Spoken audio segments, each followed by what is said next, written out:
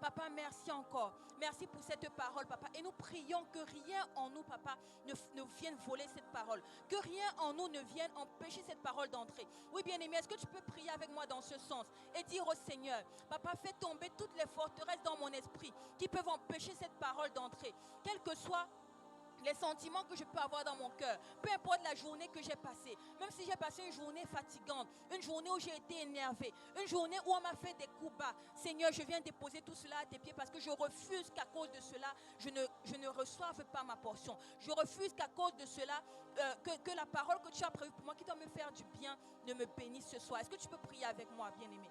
Oui, papa, ce soir, papa, nous refusons que quoi que ce soit, papa, nous empêche de recevoir cette parole qui doit nous bénir ce soir. Papa, nous faisons taire, papa, toutes les mauvaises pensées, tous les fardeaux, papa, tout ce que nous avons eu comme difficulté, tout ce que nous avons eu, papa, comme fardeau, comme poids qui peut vouloir nous retenir en arrière. Papa, peu importe ce qu'on a eu à vivre aujourd'hui, qui a pu nous déstabiliser, qui a pu nous mettre dans la colère, dans la frustration, dans la tristesse, peu importe, papa, les imprévus ou les choses qui nous sont tombées dessus en cette journée. Papa, nous venons déposer cela à tes pieds, papa, parce que nous ne voulons pas que cela nous empêche de nous connecter à cette parole. Papa, nous croyons que cette parole, papa, va nous faire du bien. Nous croyons que cette parole, papa, va venir nous transformer. Nous croyons que cette parole, papa, va venir débloquer une situation qui nous faisait tourner en rond dans notre vie. Oui, papa, alors nous refusons que quoi que ce soit nous fasse passer à côté de cette parole. Nous refusons que quoi que ce soit, Seigneur, nous fasse, Seigneur, ne pas recevoir la grâce qui est attachée à cette parole. Merci, Seigneur. Merci, papa, pour la parole. Merci pour la parole, Seigneur. Merci, papa, parce que nous croyons que cette parole nous fera du bien. Merci parce que tout esprit de maladie, papa, nous quitte en ce moment. Papa, je prie pour que toute personne qui se sent faible, toute personne qui se sent fatiguée, toute personne qui se dit même, mais j'ai même pas envie de suivre ce moment. J'ai même pas envie de suivre ce message. Qu'est-ce que ça va m'apporter de plus? Papa, nous prions afin que toutes ces mauvaises pensées quittent mes frères et sœurs en ce moment, au nom puissant de Jésus. Nous prions, papa, que tout esprit de lourdeur, papa, nous quitte en ce moment. Tout esprit qui veut nous déconnecter de ta présence en ce moment, que cela nous quitte, papa. Nous voulons simplement recevoir de toi. Alors, papa, dispose nos cœurs, dispose nos esprits à te recevoir. Dispose-nous, Seigneur. Dispose-nous, papa, afin qu'on puisse recevoir ce plat, papa, bien épicé, bien assaisonné que tu as prévu de nous donner ce soir. Merci, papa, parce que tu as dit dans ta parole que l'homme ne vivra pas seulement de pain, mais de toute parole qui vient de ta bouche. Et papa, nous croyons que les paroles qui vont venir de la bouche de ta servante sont des paroles qui viennent de toi. Alors papa, merci pour ce repas spirituel qu'on va manger avec appétit, qui va nous donner de l'embonpoint, qui va nous donner des forces, qui va nous renouveler et nous restaurer. Au nom puissant de Jésus. Au nom puissant de Jésus. Bien-aimés, la parole de Dieu dit dans le psaume 119, versets 2 à 4, versets 2 à 5. Je lis la parole du Seigneur dans le psaume 119, versets 2 à 5. Heureux ceux qui gardent ses préceptes, qui le cherchent de tout leur cœur, qui ne commettent point d'iniquité et qui marchent dans ses voies. Tu as prescrit tes ordonnances pour qu'on les observe avec soin. Puissent mes actions être bien réglées afin que je garde tes statuts. Amen. Je relis une deuxième fois pour nous. Au nom du Seigneur. Le psaume 119, versets 2 à 5. Heureux ceux qui gardent ses préceptes, qui le cherchent de tout leur cœur, qui ne commettent point d'iniquité et qui marchent dans ses voies. Tu as prescrit tes ordonnances pour qu'on les observe avec soin. Puissent mes actions être bien réglées afin que je garde tes statuts. Amen. Amen. Bien-aimé, j'aimerais que tu dises au Seigneur, Seigneur, je te dis merci parce que tu me permets de pouvoir écouter encore ta parole ce soir. C'est vrai que la Bible est disponible, mais on a parfois besoin des personnes que le Seigneur a remplies, à qui le Seigneur a donné un don dans l'enseignement, un don particulier dans la parole, dans la révélation des Écritures, pour qu'on puisse bien comprendre les Écritures. Bien aimé, il y a des personnes qui disent que oui, moi je prie le Seigneur à la maison, je lis ma Bible, je n'ai pas besoin d'aller à l'église. Bien aimé, ce n'est pas une bonne chose. Parce que si le Seigneur nous demande de nous placer sous des leaders, si le Seigneur nous demande de trouver une communauté, si le Seigneur nous demande d'avoir un père spirituel, une mère spirituelle, c'est parce qu'il sait qu'il y a des choses qu'on ne comprendra pas de nous-mêmes et sur lesquelles on aura besoin d'être enseignés. Alors j'aimerais que tu dises au Seigneur, Seigneur, merci pour cet enseignement. Merci Seigneur parce que tu nous donnes la grâce, papa, de pouvoir écouter ta parole ce soir. Merci papa parce que cette parole va nous permettre de marcher suivant tes statuts. Merci Seigneur parce que cette parole va nous permettre de marcher suivant ton chemin. Bien-aimé, comme dit souvent papa Stevie, nous pouvons faire plein de choses à l'église. Nous pouvons faire des choses qui sont bonnes, qui ne sont pas en soi mauvaises, mais qui ne sont pas dans la volonté de Dieu pour nous. Et nous avons la grâce ce soir d'écouter un message qui va nous permettre d'être dans la volonté du Seigneur pour nous. Donc dis au Seigneur merci pour sa parole, pour le message de ce soir qui va nous aider à encore mieux marcher sur ses voies. Est-ce que tu peux prier avec moi? Oui, papa, nous venons te dire merci, papa, pour la parole de ce soir. Papa, merci parce que nous croyons que cette parole, papa, va nous faire du bien. Nous croyons que cette parole, papa, va nous enseigner comment encore mieux marcher avec toi. Nous croyons que, papa, si tu as donné cette parole, ce n'est pas simplement parce qu'on est mercredi et qu'il fallait qu'on ait un enseignement quelconque sur quelque chose. Ce n'est pas simplement parce que tu voulais remplir notre agenda ce soir.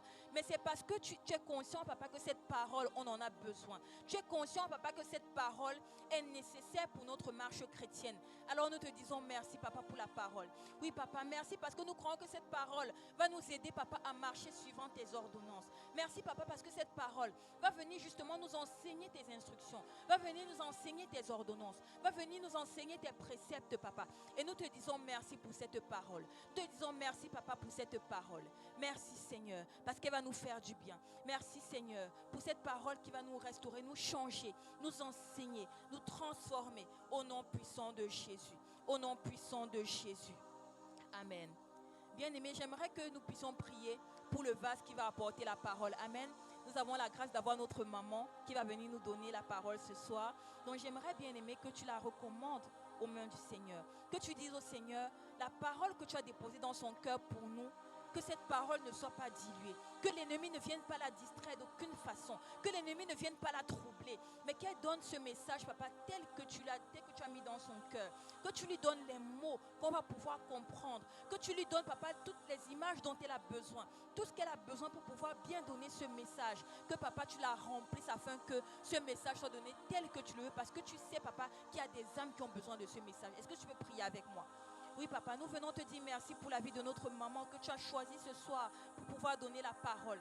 Papa, merci parce que nous croyons que tu as déjà mis un message dans son cœur. Papa, nous prions que ce message ne soit pas dilué, que rien ne vienne voler cette parole, papa. Papa, que rien dans son cœur, que rien dans son esprit ne vienne la troubler, que rien, Seigneur, ne vienne agiter ses pensées, papa. Papa, qu'elle reste calme, qu'elle soit remplie de toi, papa. Que de la tête à la plante des pieds, papa, qu'elle soit totalement remplie de ton esprit, afin que ce message, que ce soit ton esprit qui parle à travers elle, que ce ne soit pas la chair qui parle, que ce ne soit pas ses émotions qui parlent, que ce ne soit pas, je ne sais pas, peut-être la fatigue qui parle, mais que ce soit ton esprit et seulement ton esprit qui parle à travers elle, papa. Parce que nous savons que si c'est toi qui parles à travers elle, nous serons bénis. Nous savons que si cette parole vient entièrement de toi, nous serons bénis et nous ne ressortirons pas pareil. Alors merci, papa, pour la vie de ta servante. Merci, papa, parce que nous croyons, papa, que tu lui donnes tout ce qu'il faut, papa. Tu la mets, papa, dans les bonnes conditions pour que, papa, la parole soit bien donnée. Papa, s'il y avait en elle une quelconque maladie, une quelconque fatigue, quelque chose qui a pu l'irriter en cette journée, papa, nous déposons tout cela à tes pieds, papa, afin qu'elle ait le cœur léger, papa, qu'elle ait l'esprit léger et simplement qu'elle soit remplie de ton esprit pour donner cette parole telle que tu le veux. Au nom de Jésus, au nom de Jésus, au nom de Jésus. Amen, amen. Bien-aimé, qui connaît le thème ce soir? Amen, évangéliste. Les 3 T au service de Dieu. Amen. Est-ce qu'on peut acclamer pour ce thème? Est-ce qu'on peut acclamer pour ce thème, bien-aimé? Bien-aimé, je ne sais pas pour toi, mais moi, quand j'ai entendu ce thème, je me suis dit, qu'est-ce que ça va encore dire? Les 3 T. J'ai jamais entendu ça. C'est vrai que souvent, papa, si à un moment, ils ont l'habitude de mettre des thèmes qui donnent l'eau à la bouche. Ils trouvent une façon d'articuler au point où, bon, on réussit quand même à jauger un petit peu. Mais là, bien aimé, je vous avoue que j'ai cherché fatigué dans ma tête. Je n'ai pas réussi. Je ne sais pas si quelqu'un a pu trouver de quoi il s'agissait. En tout cas, moi, je n'ai pas trouvé. Alors, nous allons dire au Seigneur, papa, les 3 T, je ne sais pas ce que c'est. Mais en tout cas, tu as dit 3 T pour te servir. Alors, peu importe ce que c'est, papa, je prie que cette parole, que ces 3 T, papa, que ça vienne faire, comment dire, que ça vienne s'enraciner dans mon cœur et que je puisse mettre cela en pratique parce que je veux te servir. Et je crois que cette parole, tu l'as donnée justement pour que je puisse bien te servir à partir d'aujourd'hui. Là où j'avais des manquements, là où peut-être je te servais mal par ignorance. Papa, que cette droité, que l'enseignement de ce soir vienne m'aider à te servir de la bonne façon, afin qu'au dernier jour, tu puisses te réjouir de moi et dire que oui, je te connaissais. Parce que comme dit souvent Papa Stevie, parfois on peut servir et après, le Seigneur nous dit au dernier jour, non, tout ce que tu as fait là, tu as peut-être fait des miracles, tu as même chassé des démons, mais je ne t'ai point connu. Alors que cela ne soit pas notre partage ce soir. Et nous allons prier que Papa, que cette droité, Papa, on puisse les garder, les mettre en pratique afin de mieux servir le Seigneur. Est-ce que tu peux prier avec moi? Papa, nous te disons merci, Papa, pour cet enseignement. Papa, c'est vrai que je me suis demandé, c'est quoi l'étroité? C'est quoi l'étroité? Papa, j'ai tellement hâte de savoir ce que ça veut dire l'étroité. Papa, je crois que, Papa, aujourd'hui, je vais apprendre quelque chose. Je crois que je ne serai pas dans l'ignorance aujourd'hui. Je vais pouvoir aller me vanter auprès de mes amis. Je vais pouvoir aller dire à quelqu'un, est-ce que tu sais ce que c'est l'étroité? Papa, je te dis déjà merci parce que je sais que ce message va me bénir et va bénir tous mes frères et sœurs qui sont connectés et qui sont présents dans cette salle.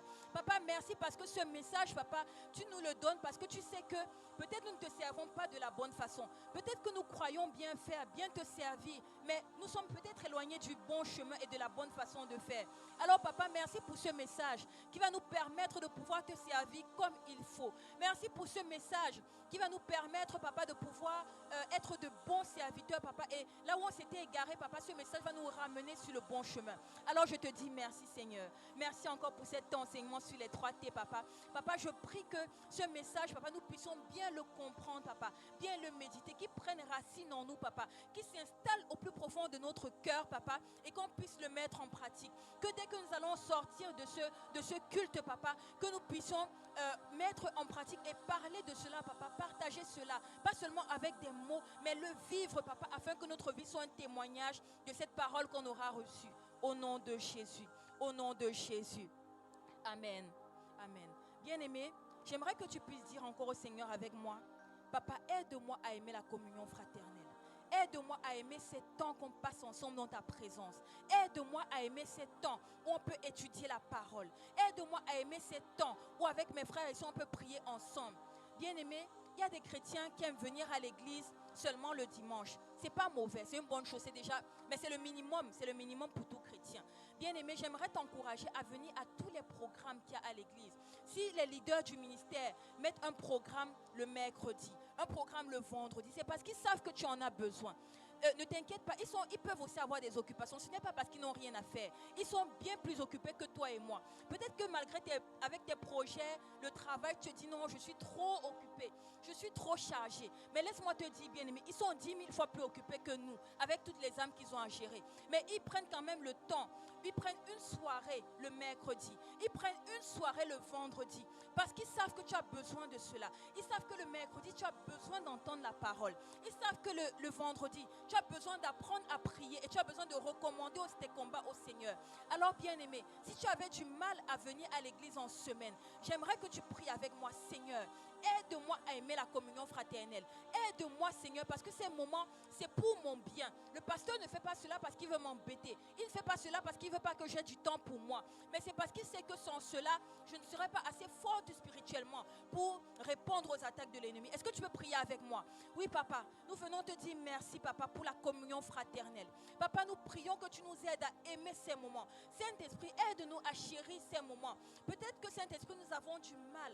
Peut-être que nous traînons le pas. Quand il s'agit de venir à l'église, nous traînons le pas. Nous nous disons non, c'est loin. Non, je n'ai pas le temps. Non, c'est en semaine, il y a le travail demain. Non, il y a ceci, il y a cela. On trouve des tas de raisons. On trouve des tas d'excuses. Mais Papa, nous croyons que si tu as mis en place ces programmes, nous croyons que si tes serviteurs ont mis en place ces programmes, c'est parce qu'ils savent qu'on en a besoin. Ils savent qu'on a besoin d'être enseignés dans la parole. Ils savent qu'on a besoin de grandir dans la prière, d'apprendre nous-mêmes à prier. Ils savent qu'on a besoin de ces temps, en dehors du dimanche, qui est le culte d'adoration qui concerne tout le monde. Ils savent qu'on a des besoins spécifiques pour notre marche chrétienne et pour notre vie de prière en général. Alors, Papa, aide-nous à aimer ces temps. Papa, si on avait du mal à aimer ces temps où on est ensemble, si on avait du mal à aimer prier ensemble, si on avait du mal à aimer écouter ta parole ensemble, papa, remets en nous cet amour. Saint-Esprit, viens raviver en nous. Là où le feu s'était éteint, viens ranimer cela en nous. Bien-aimé, prie avec moi. Que le Saint-Esprit ranime en toi la flamme. Que là où tu avais un amour pour les choses du Seigneur, que là où tu avais un amour pour la communion fraternelle et que cela s'était éteint, et que depuis quelque temps tu vois que tu n'as plus envie, que tu as du mal à pouvoir passer ces temps avec tes frères et sœurs, dis au Saint-Esprit de te fortifier, de te renouveler et de ranimer en toi ce feu. Oui, prie avec moi, bien-aimé.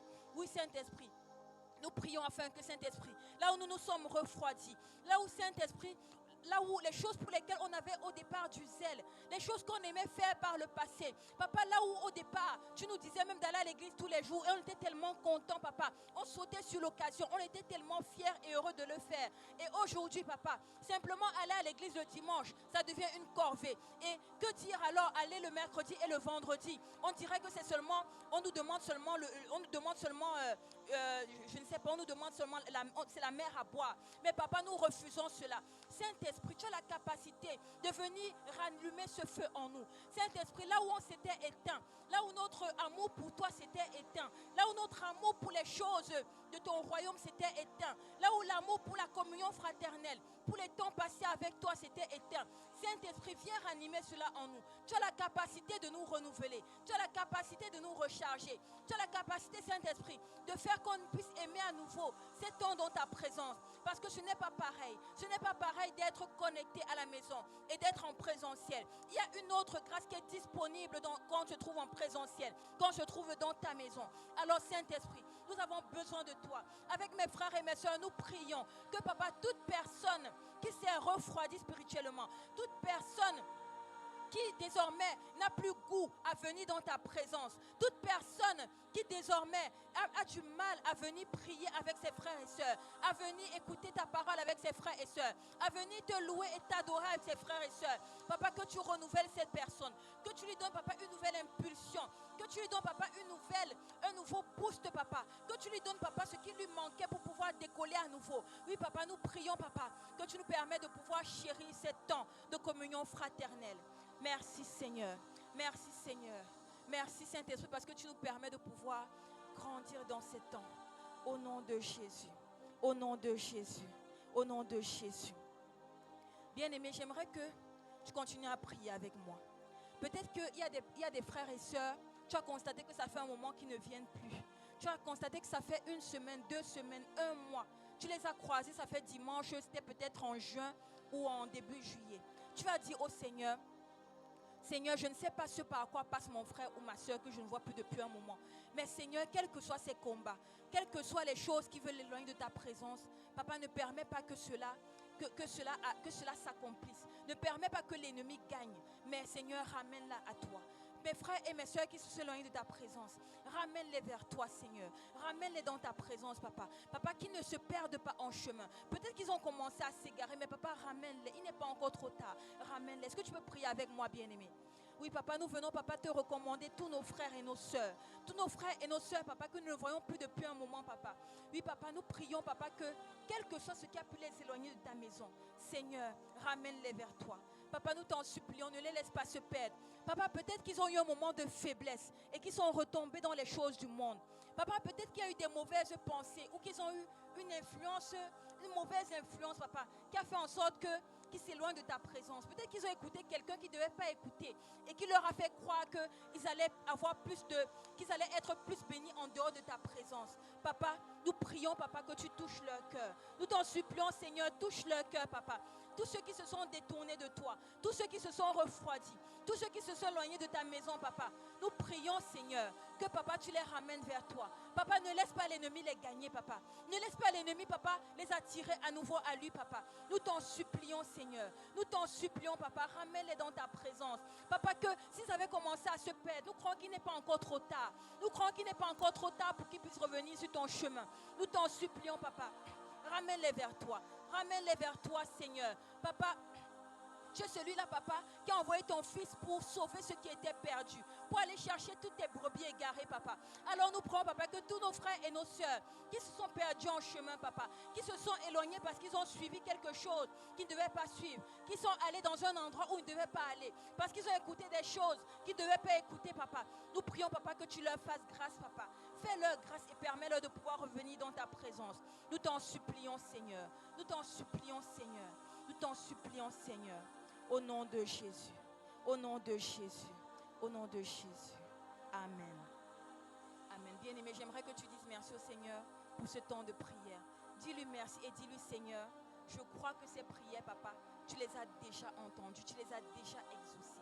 Nous avons vu, bien-aimé, que vendredi, lors du temps de prière vendredi, nous avons vu que Daniel, quand il avait décidé de chercher la face du Seigneur, que le Seigneur lui avait déjà répondu dès qu'il avait eu l'intention de pouvoir chercher sa face. Alors, dis au Seigneur, Seigneur, je crois que parce que nous t'avons adressé ces prières, tu nous as déjà exaucés. Et nous allons te recommander également la suite du programme. Parce que nous croyons que tu vas encore, papa, faire quelque chose de grand ce soir. Est-ce que tu peux prier avec moi? Papa, nous te disons merci, Seigneur. Papa, merci pour tous ces sujets de prière qui sont montés vers toi, papa. Papa, nous croyons que ces sujets de prière viennent de toi, papa. Et nous croyons, papa, que tu nous as déjà exaucés.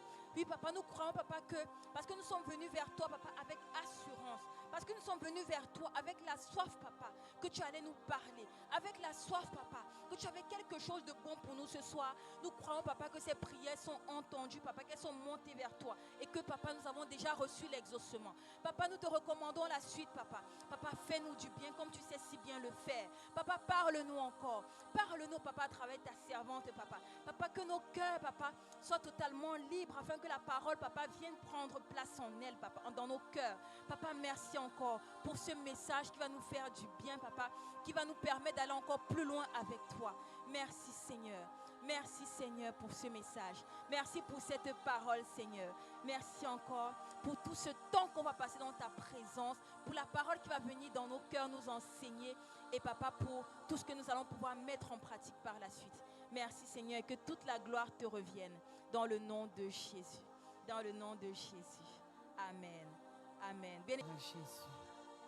J'espère que vous allez bien. Bénissons le Seigneur pour ce moment. Bénissons Dieu pour ce temps. Lui qui est bon, lui qui est merveilleux, lui qui est fidèle en tout temps, en tout lieu et en toutes circonstances. Veuillez vous asseoir, bien-aimés.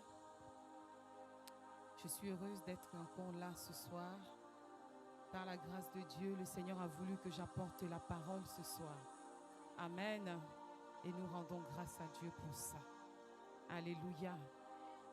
Père, dans le nom de Jésus et par le Saint-Esprit, je veux simplement te bénir et te rendre grâce.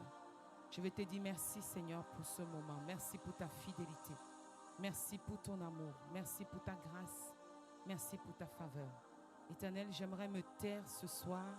J'aimerais fermer ma bouche ce soir, Seigneur, afin que toi, tu prennes le contrôle de ma bouche, que tu prennes le contrôle de ma pensée, que tu prennes le contrôle de mon être tout entier, éternel.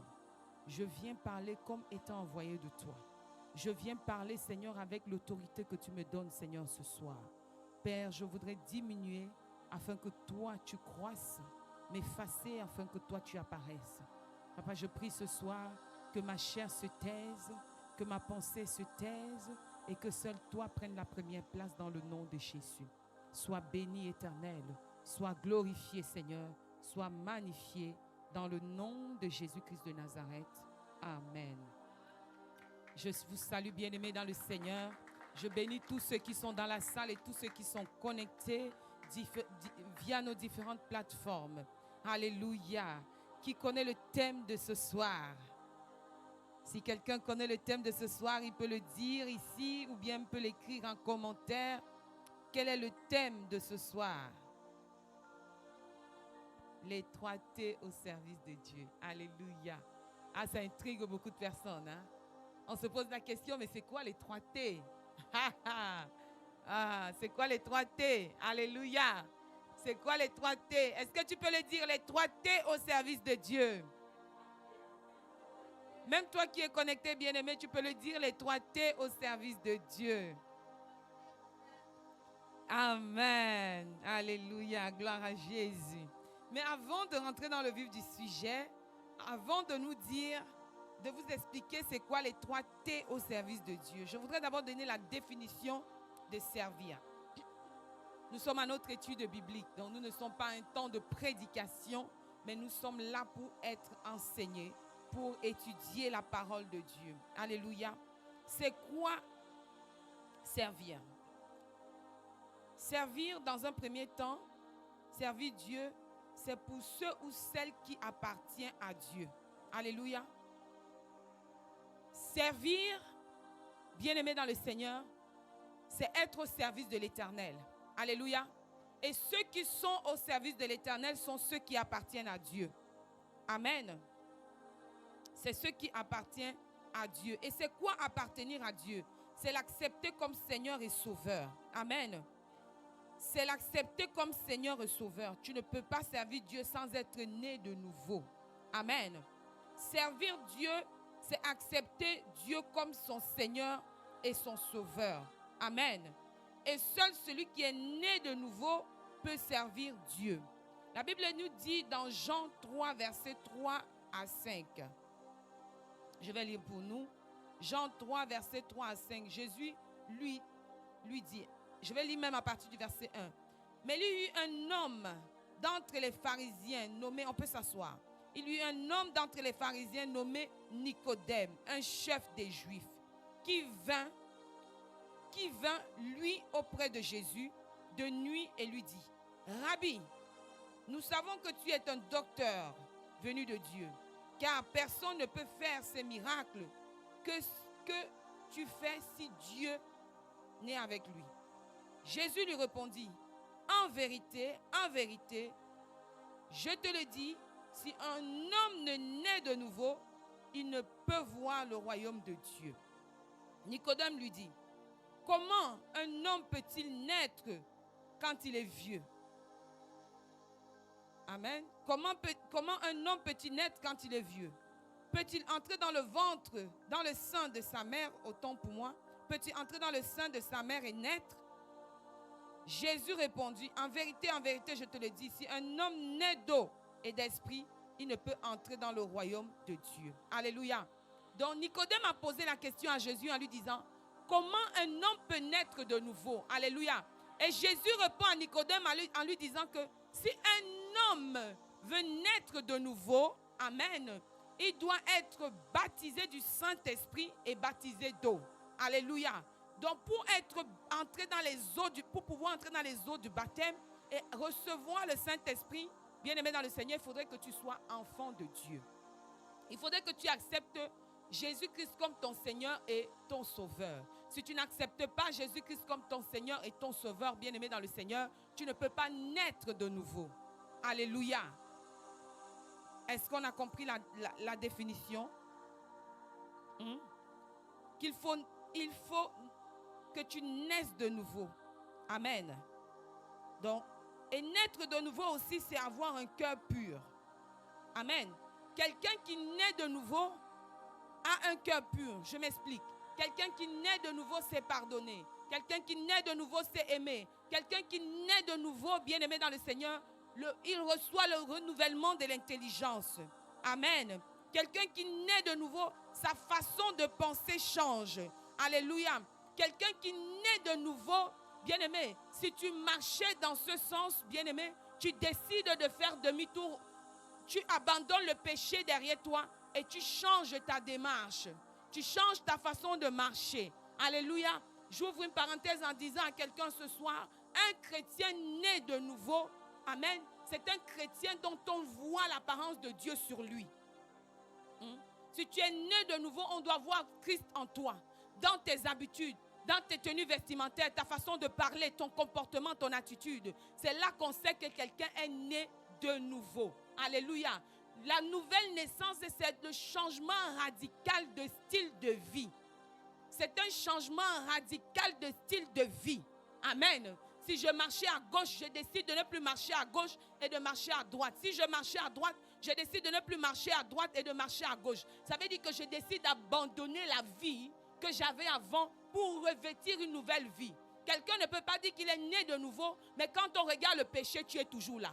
Quand on regarde les murmures, tu es toujours là. Les critiques, tu es toujours là. Le mari des autres, c'est toi qui prends. Les femmes des autres, c'est toi qui prends. C'est toi qui voles. C'est toi qui mens. C'est toi qui critiques. C'est toi, bien-aimé. Tu es dans tout ce qu'on peut reprocher à un être vivant. Amen. Celui qui n'est pas né de nouveau, bien-aimé, ne peut pas comprendre ou connaître ces choses-là. Amen. Alors, notre thème ce soir, ce sont les 3T au service de Dieu.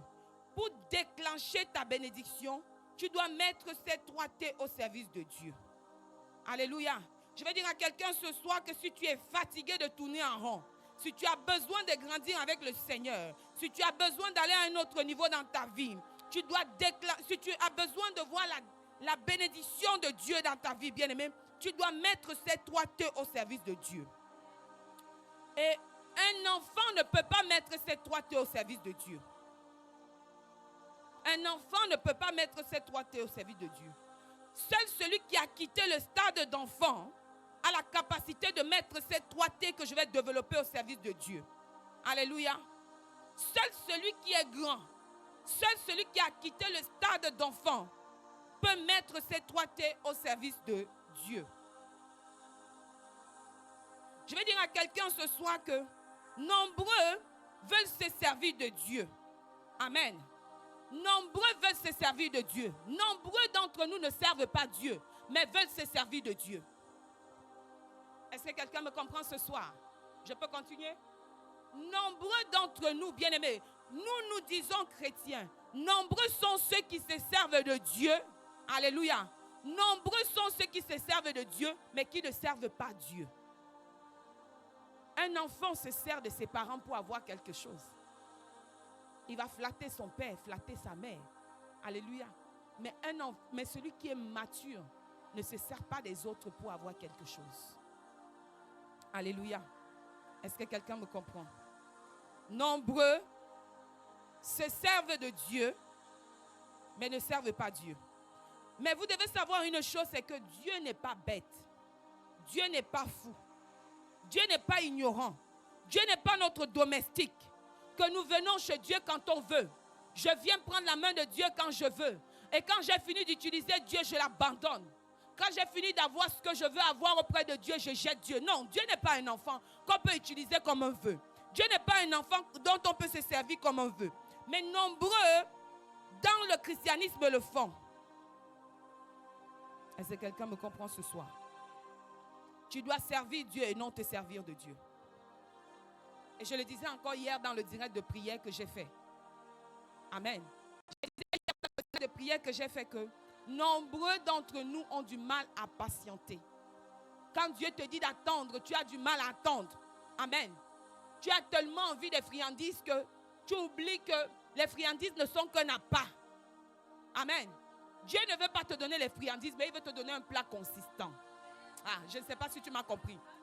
Dieu ne veut pas te donner les friandises, il veut te donner un plat consistant. Satan donne les friandises pour t'appâter. Mais Dieu ne te donne pas les friandises. Il te donne la nourriture qui va te rassasier. Alléluia. Satan te donne les friandises, tu vas encore avoir faim. C'est comme quand tu vas chez McDo. Tu manges McDo tout de suite, bien aimé. 2-3 heures après, tu as faim. Parce que ce n'est pas un plat consistant. C'est un bourratif, mais ce n'est pas consistant. Est-ce que quelqu'un me comprend ce soir? Avant de rentrer dans mon vif du sujet pour expliquer c'est quoi les 3T, je voudrais ensemble que nous puissions identifier 5 types de personnes qui se servent de Dieu ou 5 types de personnes qui servent Dieu. Et je suis convaincu que chacun d'entre nous va se reconnaître ce soir.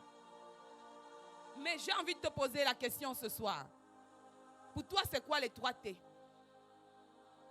Je t'écoute, évangéliste. C'est quoi le premier T? Le deuxième T?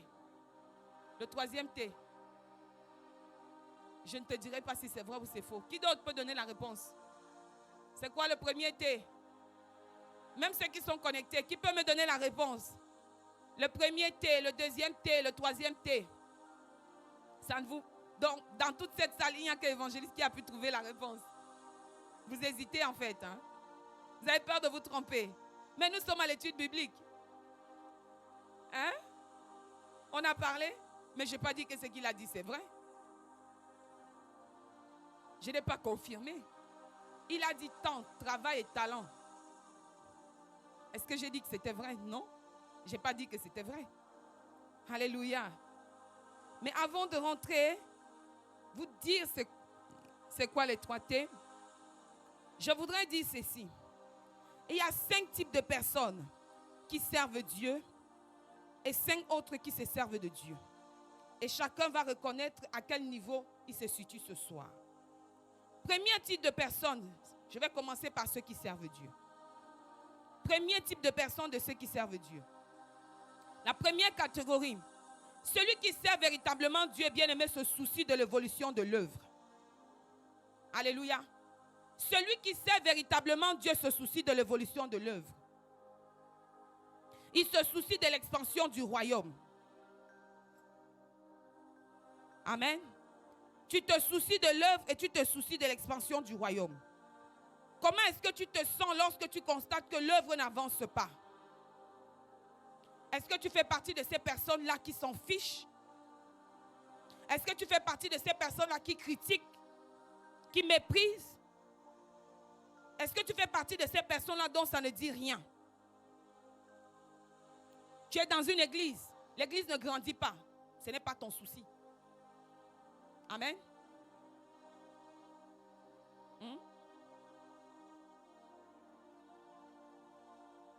Celui qui sert Dieu s'inquiète de l'évolution de l'œuvre.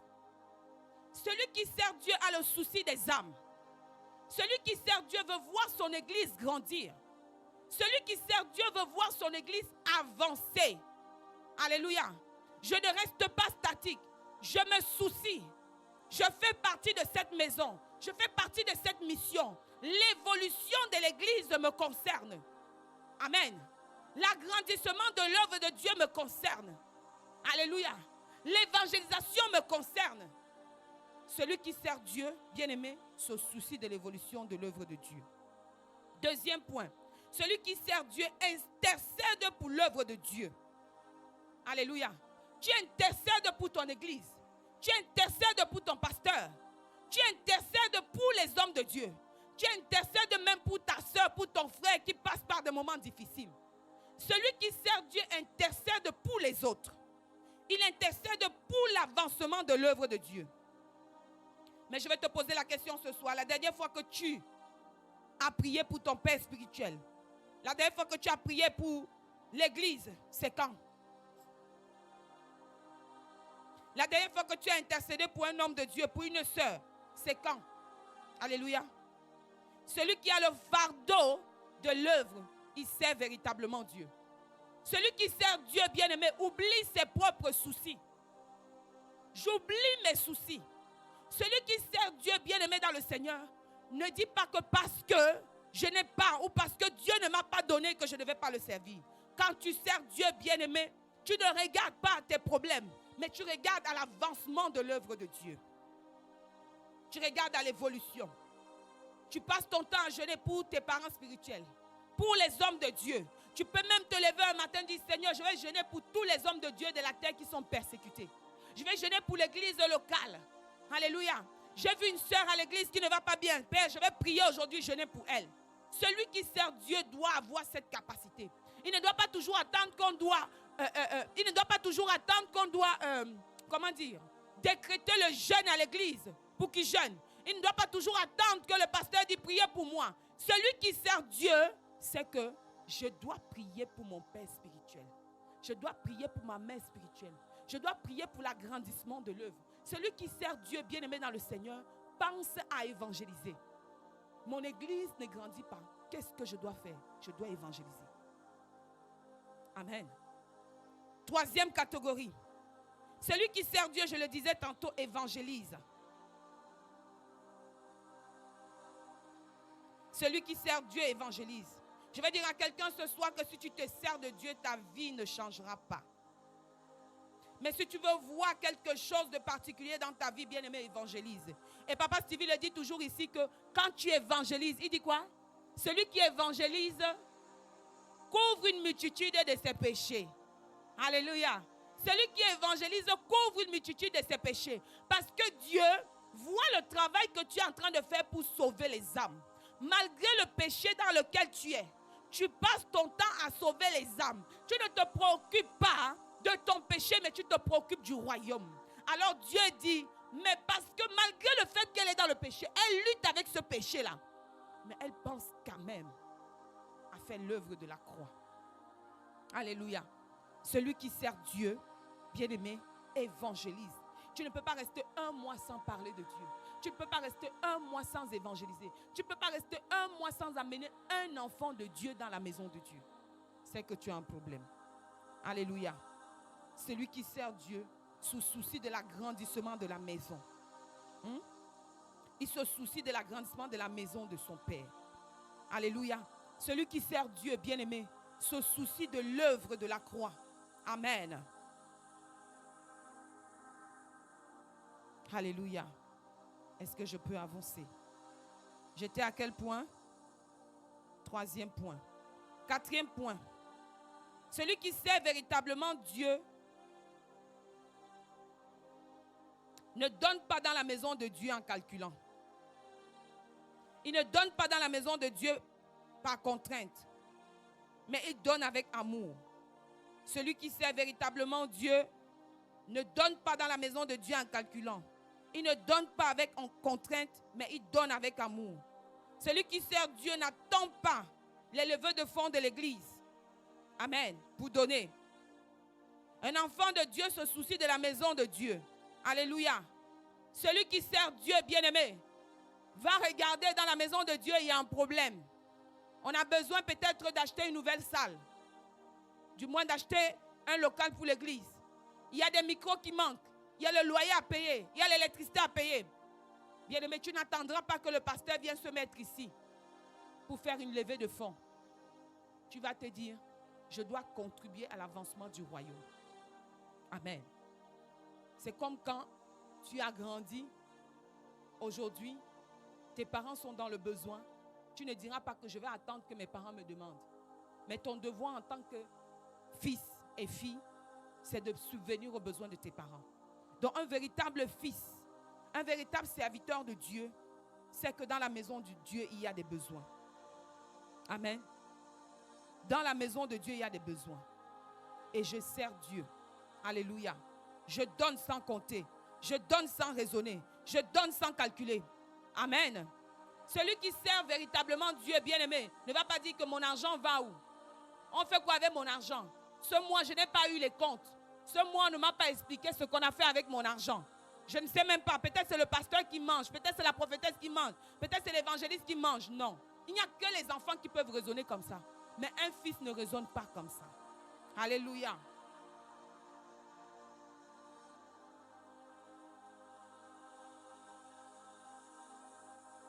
Est-ce que je peux avancer? Je vais parler maintenant de ceux qui se servent de Dieu.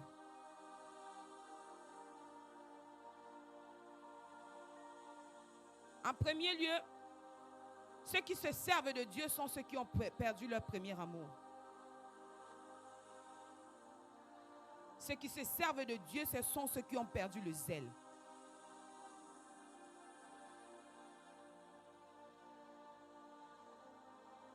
Quand j'ai perdu mon premier amour, quand j'ai perdu le zèle, je me sers de Dieu. Amen.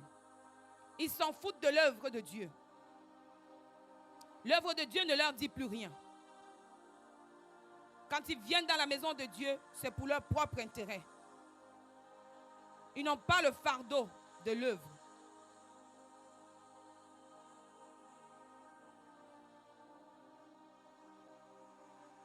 Tu n'as plus le fardeau de l'œuvre. Tu n'as plus ce véritable amour-là, bien-aimé. Tu n'as plus ce zèle-là.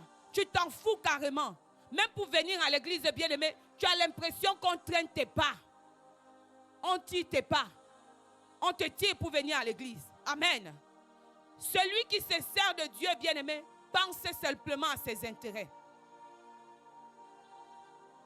Tu penses à tes intérêts.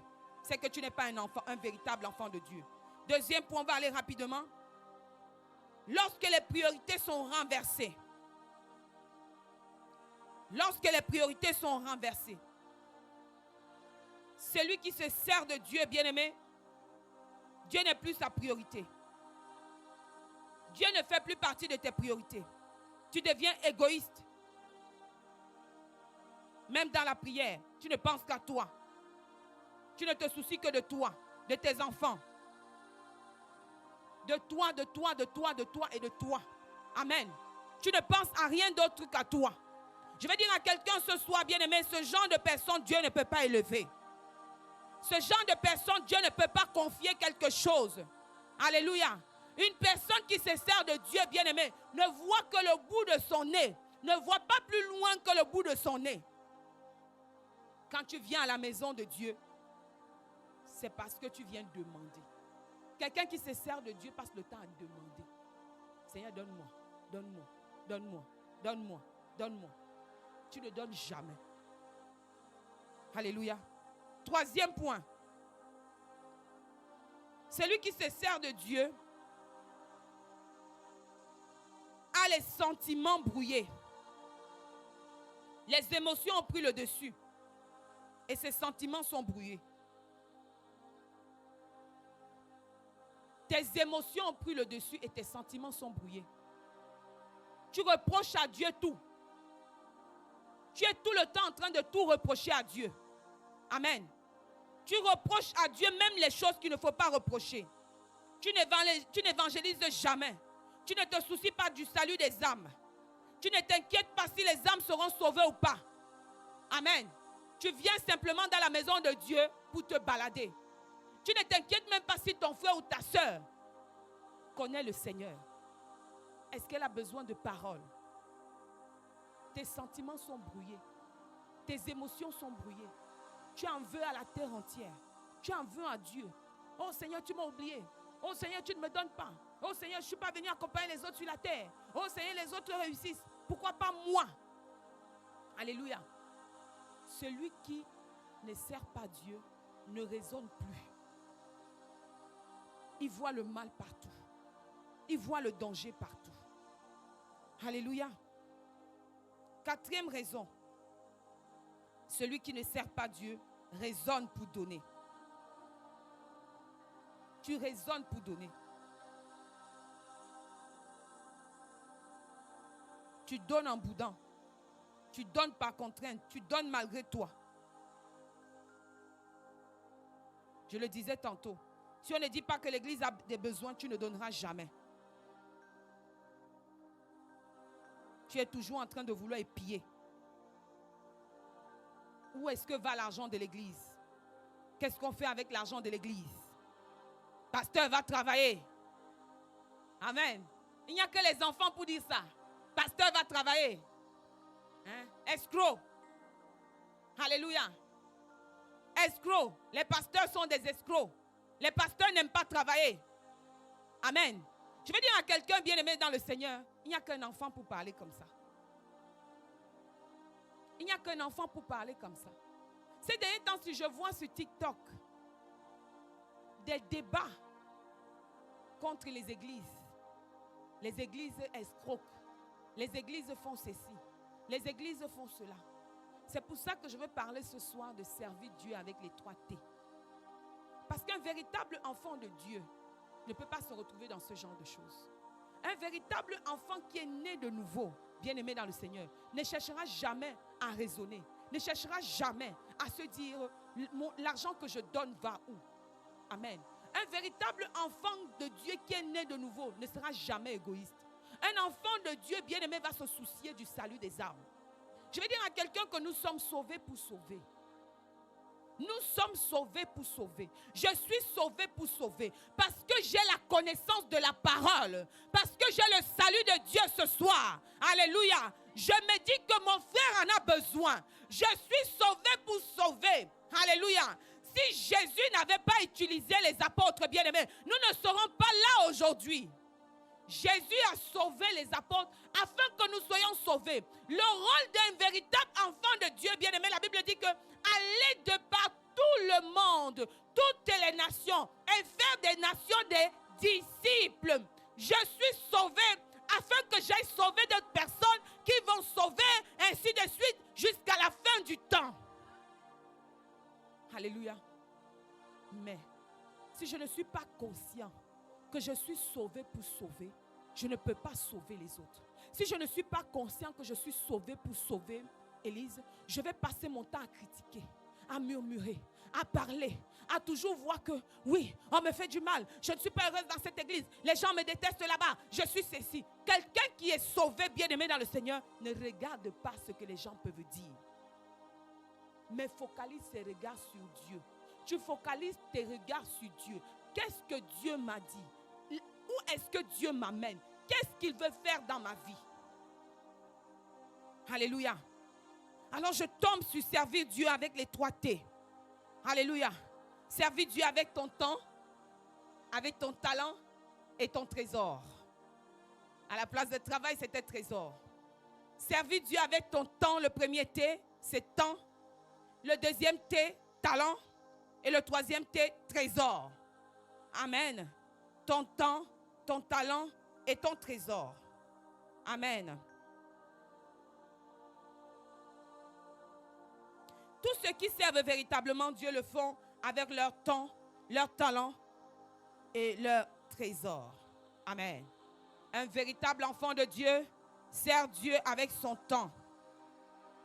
Un véritable enfant de Dieu sert Dieu avec son talent. Un véritable enfant de Dieu sert Dieu avec son trésor. Alléluia.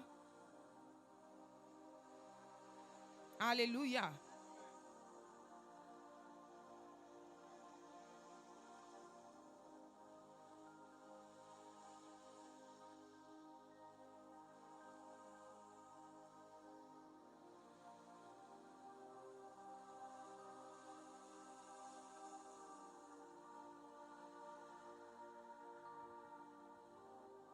Un véritable enfant de Dieu sert Dieu avec son temps, son talent et son trésor.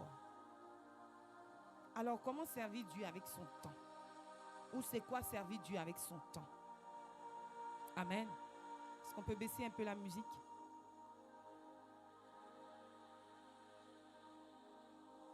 Servir Dieu avec son temps, c'est réserver son temps pour Dieu. Réservez ton temps pour Dieu.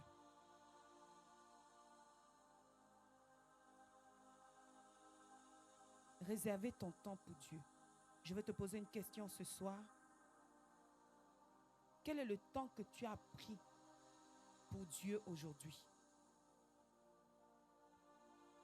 Qui a pris le temps pour Dieu aujourd'hui?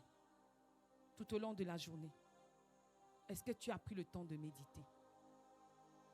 Est-ce que tu as pris le temps de prier? Est-ce que tu as pris le temps de parler à Dieu? Alléluia. Le premier exercice que nous devons faire quand nous servons Dieu avec notre temps, c'est de prendre un temps pour parler avec lui. Quel que soit ce que tu fais, sers Dieu avec ton temps. Passe du temps dans la prière. Passe du temps dans la méditation. Alléluia. Je vais dire à quelqu'un ce soir, bien-aimé dans le Seigneur, toutes les personnes qui ont été élevées dans la Bible, ou les grands hommes de Dieu que nous pouvons voir, ceux que nous appelons grandeurs, aujourd'hui, sont des personnes qui ont passé du temps dans la parole, dans la prière. Vous voyez, Jésus a dit à ses disciples que vous n'avez même pas pu tenir 1 heure de prière. Amen. Quand Jésus est parti prier, il a pris 3 de ses disciples. Il leur a dit, restez ici et moi je monte. Jésus allait prier. Et quand il redescend, il dit à ses disciples, vous n'avez même pas pu tenir 1 heure de prière. Alléluia. Qu'est-ce que tu fais de ton temps? Ton temps ne t'appartient pas. Amen. Ton temps ne t'appartient pas. Personne n'est le maître de son temps. Le temps que Dieu nous a donné appartient à Dieu. Alléluia. Il peut y avoir des moments dans la journée où tu prends de ce temps pour vaquer à tes occupations. Mais ce n'est pas parce que tu vaques à tes occupations que tu dois oublier que ce temps, tu dois le rendre à Dieu. Je vous ai enseigné ici, bien-aimés, qu'il y a la dîme de la prière que nous devons donner à Dieu. J'ai envie de te poser la question ce soir. Est-ce que par jour, tu arrives à donner la dîme de la prière à Dieu? Une journée à 24 heures. Donc la dîme de la prière, c'est 2h40. Si je te pose la question, est-ce que tu fais 2h40 dans la prière par jour? Est-ce que tu fais 2h40 dans la prière? Je vous ai donné des secrets dans cette église. Comment faire 2h40 de prière? Je vous ai déjà donné les secrets. Ton temps doit appartenir à Dieu. Je vais vaquer à mes occupations, oui. Mais à un moment donné, bien-aimé dans le Seigneur, je dois mettre mes occupations de côté pour donner de mon temps à Dieu. Dieu ne te demande pas toute ta journée, mais Dieu te demande simplement 2h40 de ton temps. Dans ces 2h40, tu peux les départager comme tu veux. Alléluia. Mais tu dois remplir 2h40 de ton temps à Dieu. Ton temps appartient à Dieu. Amen. Est-ce que, bien-aimé, tu as déjà pris un peu de ton temps pour venir dans le temple, dire que je vais aller balayer le temple? Je vais nettoyer le temple. Alléluia. Que fais-tu de ton temps si ce n'est penser à tes propres choses? Oh, je n'ai pas le temps. Oh, je ne peux pas venir à l'église parce que je n'ai pas le temps. Les chrétiens d'aujourd'hui aiment qu'on prie pour eux au téléphone. Venir à l'église, ils trouvent qu'ils n'ont pas le temps. Mais j'ai envie de te dire ce soir, aussi longtemps que tu ne donneras pas du temps à Dieu, tu vas continuer à tourner en rond. Parce que Dieu t'a donné ce temps pour que tu mettes en retour ce temps à son service. Est-ce que quelqu'un me comprend ce soir? Dieu t'a donné ce temps pour que tu mettes en retour ce temps à son service. Alléluia. Que fais-tu de ton temps? Comment utilises-tu le temps que Dieu te donne? Quand bien même tu arrives à l'église, l'église est là, le culte là dure trop. Ça dure trop. On perd trop le temps là-bas. 2 heures, 3 heures. C'est trop de temps, bien-aimé. Dieu te demande simplement un peu de ton temps dans la journée ou à la semaine. Alléluia. La Bible dit que Dieu a bâti toutes choses en 6 jours. Et le 7e jour, il a dit c'est un jour de repos. Parce que le sabbat ne t'appartient pas. C'est le temps qui est consacré à Dieu, bien-aimé. Tu dois lui rendre ce temps-là. Tu dois lui rendre ce temps. Tu dois rendre ce temps-là à Dieu. Mais est-ce que tu rends donc le temps que Dieu te donne? Est-ce que tu lui rends? Oh, j'ai travaillé toute la journée. Là maintenant, je suis fatiguée. Je suis épuisée. Vraiment, je suis fatiguée. Je n'ai même pas le temps pour prier. Bien-aimé, comment tu peux dire à Dieu que je n'ai pas le temps pour prier? Comment tu peux dire à Dieu que je n'ai pas le temps pour prier? La Bible nous dit dans 1 Samuel 13. 1 Samuel 1, verset 13. 1 Samuel 1, verset 13. Anne parlait dans son cœur et ne faisait que remuer les lèvres, mais on n'entendait point sa voix. Élie pensant qu'elle était ivre. Alléluia. Anne parlait dans son cœur et ne faisait que remuer les lèvres. Amen. Et Élie pensait que Anne était ivre. Malgré les problèmes que Anne avait, Anne trouvait le temps pour prier. Malgré les difficultés que Anne avait, Anne trouvait le temps, bien-aimé, pour aller au temple. La Bible dit que Anne était mariée. Et elle et son mari montaient au temple 2 fois par an pour s'acquitter des tâches qu'ils avaient. Mais toi, tu veux que le temple vienne te trouver chez toi. Tu veux que le temple vienne te trouver à la maison. Tu n'as pas le temps d'aller prier. Tu n'as pas le temps de parler à Dieu. Non, l'église est loin. Je ne peux pas aller jusque là-bas. Aujourd'hui, on voit les chrétiens téléphonent. Pasteur, est-ce que tu peux prier pour moi au téléphone? C'est trop loin. Je ne peux pas venir. Tu n'as pas le temps pour Dieu. Mais tu veux marcher avec Dieu. Tu veux que Dieu fasse des choses dans ta vie.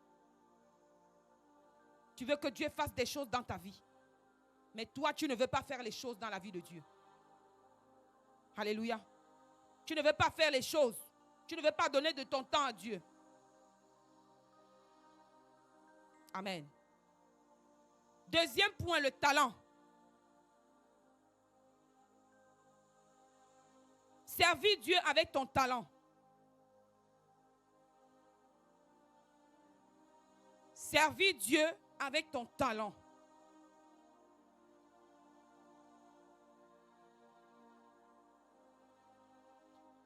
Définition du talent. Le talent est défini comme une aptitude ou une prédisposition naturelle que possède chaque être humain. Je recommence. Le talent est défini comme une aptitude ou une prédisposition naturelle que possède chaque être humain, chrétien ou non chrétien, dans un domaine donné. Alléluia. Le talent, c'est quelque chose que Dieu nous donne. Que tu sois chrétien ou pas, Dieu te donne le talent. Ne confondons pas talent et don. Je vais expliquer la différence. Les dons spirituels, en revanche, sont ceux que le Saint-Esprit nous donne. Que le Saint-Esprit révèle aux enfants de Dieu. Alléluia. Un païen peut avoir le talent. Amen. Mais un païen ne peut pas avoir le don spirituel. Les dons spirituels n'appartiennent qu'aux enfants de Dieu. Amen. Est-ce que je me fais comprendre? Je peux avancer?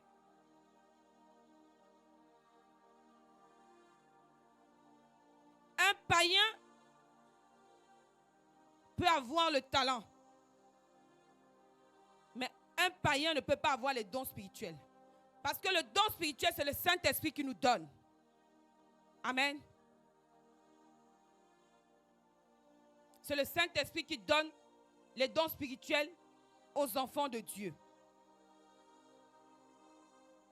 Ton don spirituel, tes capacités, ta personnalité, tes expériences font de toi une personne différente. Amen. Le don spirituel que Dieu t'a donné, ou bien le talent que Dieu t'a donné, font de toi une personne différente.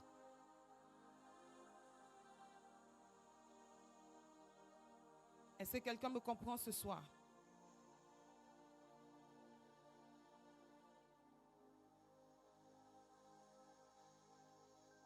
Est-ce que je peux avancer? Comme on a l'habitude de voir maman crier, crier, crier. Aujourd'hui là, c'est doucement. Aujourd'hui, maman ne crie pas. Nous sommes à l'étude biblique. Dans l'étude biblique, on n'a pas forcément besoin de crier. Peut-être les gens ne sont pas habitués à me voir dans cette dimension-là. Habituez-vous. C'est vrai qu'il y a des études bibliques où j'écris un peu, je prophétise, mais ce soir, on enseigne. Amen. Est-ce que ça vous fait du bien? Amen. À quoi donc te sert tout cela? Tu dois utiliser ton talent pour faire grandir l'œuvre de Dieu. Amen. Car tes dons et tes talents ne t'appartiennent pas. Ton don et ton talent ne t'appartiennent pas. Alléluia. Dieu te les a prêtés. Dieu t'a prêté cela. Dieu t'a prêté ce talent. Dieu t'a donné ce potentiel don. Mais en retour, tu dois l'utiliser pour la gloire de Dieu. Tu dois l'utiliser pour l'avancement du royaume. Alléluia. Est-ce que nous pouvons lire Matthieu 24?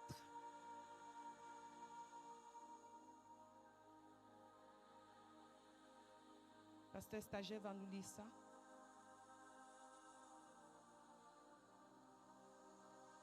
Matthieu 24, versets 26 à 29. Matthieu 24, versets 26 à 29, je lis au nom du Seigneur. Si donc on vous dit, voici, il est dans le désert, n'y allez pas. Voici, il est dans les chambres, ne le croyez pas. Car, comme l'éclair part de l'Orient et se montre jusqu'en Occident, ainsi sera l'avènement du Fils de l'homme. En quelque lieu que soit le cadavre, là s'assembleront les aigles. Aussitôt après ces jours de détresse, le soleil s'obscurcira, la lune ne donnera plus sa lumière, les étoiles tomberont du ciel et les puissances des cieux seront ébranlées. Amen. Amen. Amen. Merci, pasteur.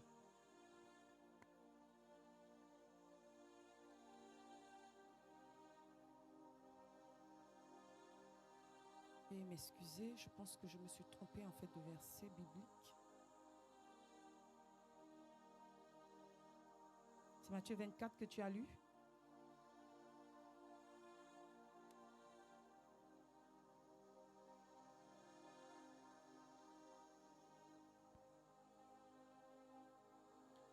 Lis 1 Pierre 4, verset 10.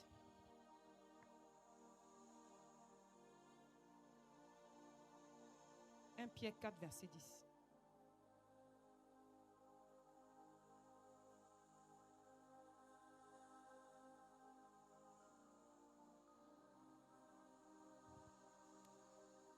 Pierre 4, verset 10, je lis au nom du Seigneur. Comme de bons dispensateurs des diverses grâces de Dieu, que chacun de vous mette au service des autres le don qu'il a reçu. Amen. Amen. La Bible nous dit ici que chacun d'entre nous mette au service de Dieu le don qu'il a reçu. Alléluia. Donc comme j'étais en train de dire, bien-aimé dans le Seigneur, qu'il y a une partie que Dieu donne à tout être humain sur la terre, les talents. Et il y a une autre partie que Dieu donne à ceux qui appartiennent, à ceux qui appartiennent, ses enfants. Alléluia. La Bible dit qu'il a donné les uns comme apôtres, comme docteurs, comme prophètes, pour le perfectionnement des saints. Alléluia. Donc, ceux qui reçoivent ce genre de don, bien-aimés dans le Seigneur, ce sont ceux qui appartiennent à Dieu. Mais le talent, un païen ou un chrétien a la capacité de recevoir le talent. Le talent, c'est un cadeau que Dieu donne. Et quand Dieu te donne un talent, bien-aimé, c'est pour que tu mettes cela au service de Dieu. Là, je parle aux enfants de Dieu. Parce qu'il y a des païens qui n'ont pas Dieu, bien-aimé, mais qui utilisent autrement leur talent. Tu vas me poser la question. J'ai un talent dans la couture. Amen. Tu as la capacité de mettre ce talent au service de Dieu. Alléluia. Le talent n'est pas un métier que tu as appris. Il faut qu'on se comprenne bien. Le talent n'est pas forcément un métier que tu as appris. Moi, j'ai la grâce d'avoir un mari qui est fort dans la déco. Pourtant, il n'a jamais appris la déco. J'ai la grâce d'avoir un mari qui a la capacité d'habiller, de faire le mélange des couleurs. Pourtant, il n'a jamais appris à faire le mélange de couleurs. J'ai la grâce que Dieu m'a donnée, bien-aimé dans le Seigneur, de pouvoir coudre des vêtements à la main. Pourtant, je n'ai jamais appris la couture. Alléluia. Donc, quand Dieu te fait don d'un talent, bien-aimé, mets ce talent que Dieu t'a donné au service de Dieu. Plus tu vas mettre le talent que Dieu t'a donné à son œuvre, bien-aimé, plus il va te faire grandir. Plus il va te donner la sagesse. Plus il va te donner la connaissance. Et tu vas même te rendre compte qu'au travers de ton talent, tu es béni. Au travers de ton talent, Dieu t'ouvre les portes. Au travers de ton talent, Dieu te donne les opportunités. Alléluia. Moi, j'ai eu la grâce, bien-aimé dans le Seigneur, de coudre les vêtements des grands hommes de Dieu. Vous le savez. J'ai eu la grâce, bien-aimé dans le Seigneur, de coudre les vêtements des grands hommes de Dieu. Des grands hommes de Dieu que vous respectez, que vous honorez. Et un jour, il y a un homme de Dieu qui m'a dit, mais ma fille, tu as appris à coudre où? J'ai dit, je n'ai pas appris à coudre. Je n'ai jamais été dans une école de couture. Mais c'est un talent que Dieu m'a donné. Et parce que Dieu m'a donné ce talent, je le mets maintenant au service de Dieu. Amen. Si tu as un talent que Dieu t'a donné, bien-aimé, ce talent ne t'appartient pas. Mets-le au service de Dieu. C'est pareil pour le don. Dieu t'a donné un don. Le don ne t'appartient pas. Il y a des gens aujourd'hui qui se vantent avec les dons que Dieu leur a donnés. Dieu ne t'a pas donné le don ou le talent pour que tu puisses te vanter avec. Dieu ne t'a pas donné le don de prophétie, de parole, de connaissance, d'interprétation des langues pour que tu puisses te vanter avec. Dieu t'a donné cela pour que tu mettes cela à son service. Plus tu sers Dieu avec ce qu'il t'a donné, plus tu grandis. Est-ce que quelqu'un peut me dire amen ce soir? Plus tu sers Dieu avec ce qu'il t'a donné, plus tu grandis. Alléluia. 1 Corinthiens 12, verset 8 à 11 nous dit quoi? Parce qu'il ne faut pas que les gens disent que la prophétesse ne fait que parler depuis, elle ne lit pas la Bible. 1 Corinthiens 12, verset 8 à 11.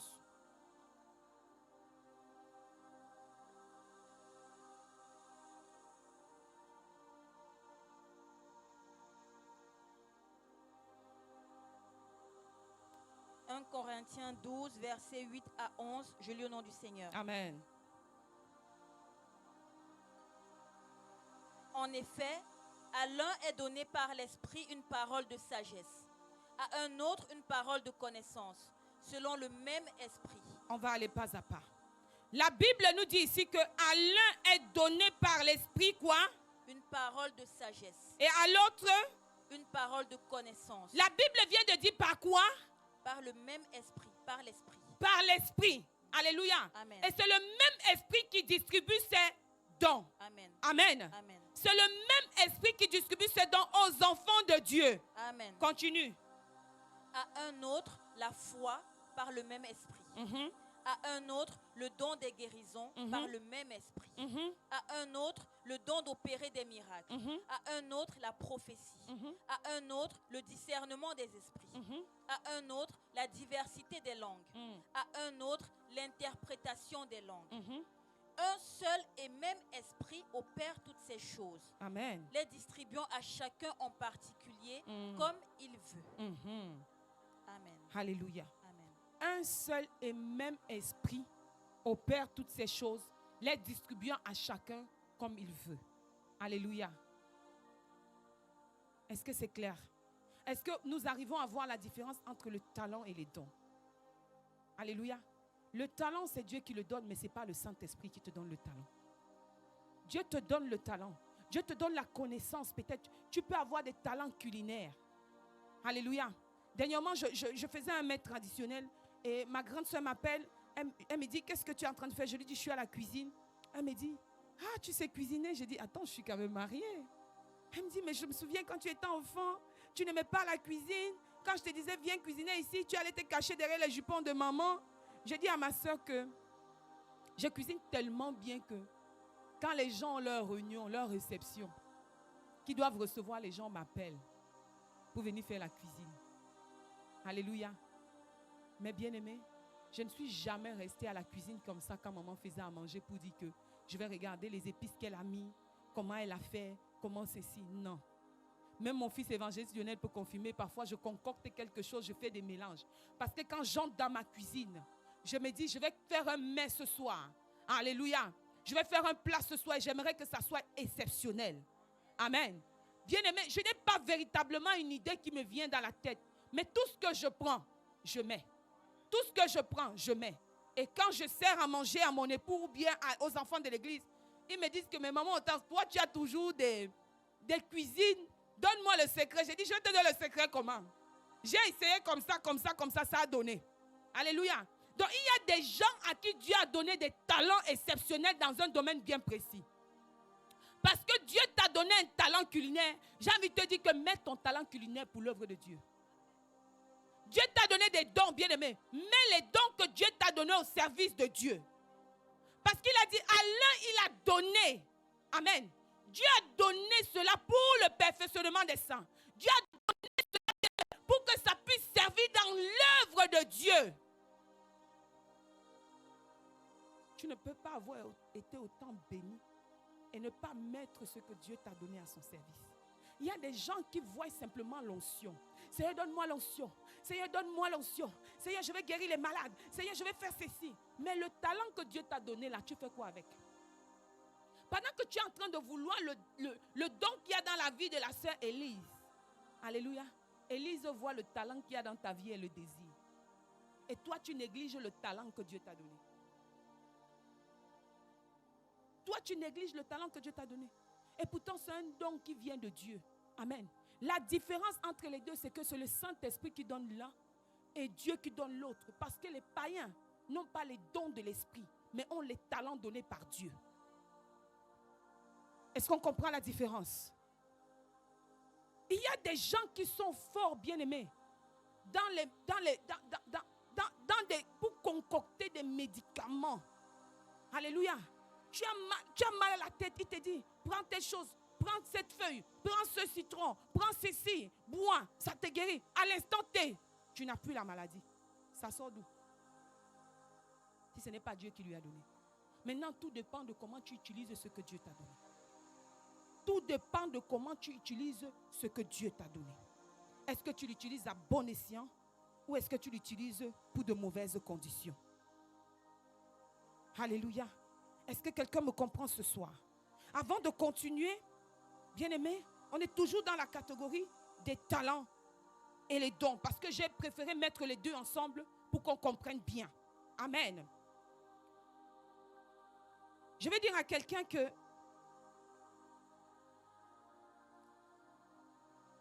il y a 3 groupes, 3 catégories au niveau des dons. Il y a 3 catégories au niveau des dons.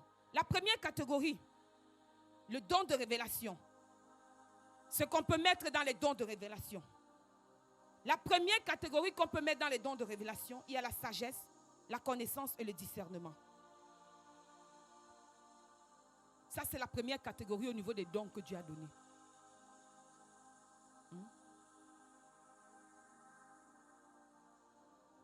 La catégorie des dons de révélation, tu as la sagesse, la connaissance et le discernement. Alléluia. Moi particulièrement, je suis dans cette catégorie-là. Alléluia. Je suis dans cette catégorie. Celui qui a le don du discernement, celui qui a les paroles de sagesse ou les paroles de connaissance. Alléluia. Celui ou celle, bien-aimé, qui a le don de révélation, bien-aimé, c'est quelqu'un qui peut te conseiller facilement. C'est quelqu'un qui peut être un coach. Amen. C'est quelqu'un qui peut coacher une personne facilement. C'est quelqu'un qui a la possibilité de donner des conseils facilement. C'est quelqu'un qui peut discerner que ici c'est bon, ici c'est pas bon. Ici ça sent bon, ici ça ne sent pas bon. Une personne qui a les paroles de la connaissance, le discernement et la sagesse, bien-aimée, peut accompagner les gens dans le couple. Alléluia. Une personne qui a cette catégorie, bien-aimée, parfois elle prêche ici sur la chair. Tu crois qu'elle s'adresse à toi. Tu as l'impression que quelqu'un lui a parlé de ta vie. Tu as l'impression que tout ce qu'elle décortique, c'est ta vie. Est-ce que cela ne vous est pas souvent arrivé? Que le pasteur prêche, la prophétesse prêche. Tu as comme l'impression qu'on est parti lui parler de ta vie. Tu as comme l'impression qu'on a décortiqué ta vie. Non, c'est parce qu'il a la connaissance. C'est parce qu'il a la sagesse. Parce qu'il a le discernement. Ces 3 choses réunies, bien-aimées dans le Seigneur, ça donne ce que tu peux voir. Alléluia. Pour prophétiser, bien-aimé dans le Seigneur, il faut avoir le don de connaissance, de parole de connaissance. Alléluia. Il y a des moments ici, bien-aimé, ce n'est pas la prophétie que je donne, mais c'est les paroles de connaissance que je donne. Les paroles de connaissance sont différentes de la prophétie. Les paroles de connaissance, j'ai la capacité de te dire ce que tu as fait hier. Alléluia. Dans les paroles de connaissance, je peux te dire ce qui s'est passé dans ton enfance. Je peux te dire ce que tu as mangé hier. Je peux même te dire ce que tu vas faire demain. Ça, c'est la parole de connaissance. Par contre, la prophétie, elle vient te donner la trajectoire. Elle vient te donner la direction. Elle vient te dire que Dieu n'est pas content. Mais par contre, fais ceci ou fais cela. Ne confondons pas. Est-ce que je parle à quelqu'un ce soir? La deuxième catégorie, dans les dons de puissance. Dans les dons de puissance, tu as le don de foi et le don d'opérer des miracles. Le don de foi et le don d'opérer des miracles. Ça, c'est la deuxième catégorie. Les gens qui ont le don de foi, je me retrouve aussi dans le don de foi. Parfois, on me demande ici que, mais ta foi, là, comment elle est? Alléluia. Mais je n'ai pas encore atteint le summum, bien-aimé. Il y a des gens qui ont le don de foi parce que les deux vont ensemble. Celui qui a la foi, Jésus a dit que si vous avez la foi comme un grain de sénévé, vous pourrez dire à cette montagne, ôte-toi et va te jeter dans la mer. Alléluia. Celui qui a un don de foi, bien-aimé, sa foi est comme une folie pour toi. Même quand il y a un problème, la personne te dit qu'elle laisse. Le miracle de Dieu va s'opérer. J'ai la foi que Dieu va faire. Alléluia. J'ai la foi que Dieu a la capacité de faire. Je prie ce soir, bien-aimé dans le Seigneur, que Dieu te donne le don de foi. Je prie ce soir, bien-aimé dans le Seigneur, que Dieu te donne le don de foi. Que tu arrives à une dimension de foi, bien-aimé, qui va scandaliser les gens. Je prie ce soir que Dieu t'équipe. Que ta foi ne vacille pas. Qu'importe ce que tu peux voir, tout ce que tu peux traverser, que Dieu t'équipe de foi. Alléluia. Troisième catégorie. Non, c'est bon. J'avais déjà dit, j'ai cité les trois. Don de puissance et don de foi pour opérer les miracles. Oui, troisième catégorie. Don d'inspiration. Alléluia. Ce qui se classe dans le don d'inspiration, c'est le parler en langue, l'interprétation et la prophétie. Le parler en langue, l'interprétation et la prophétie.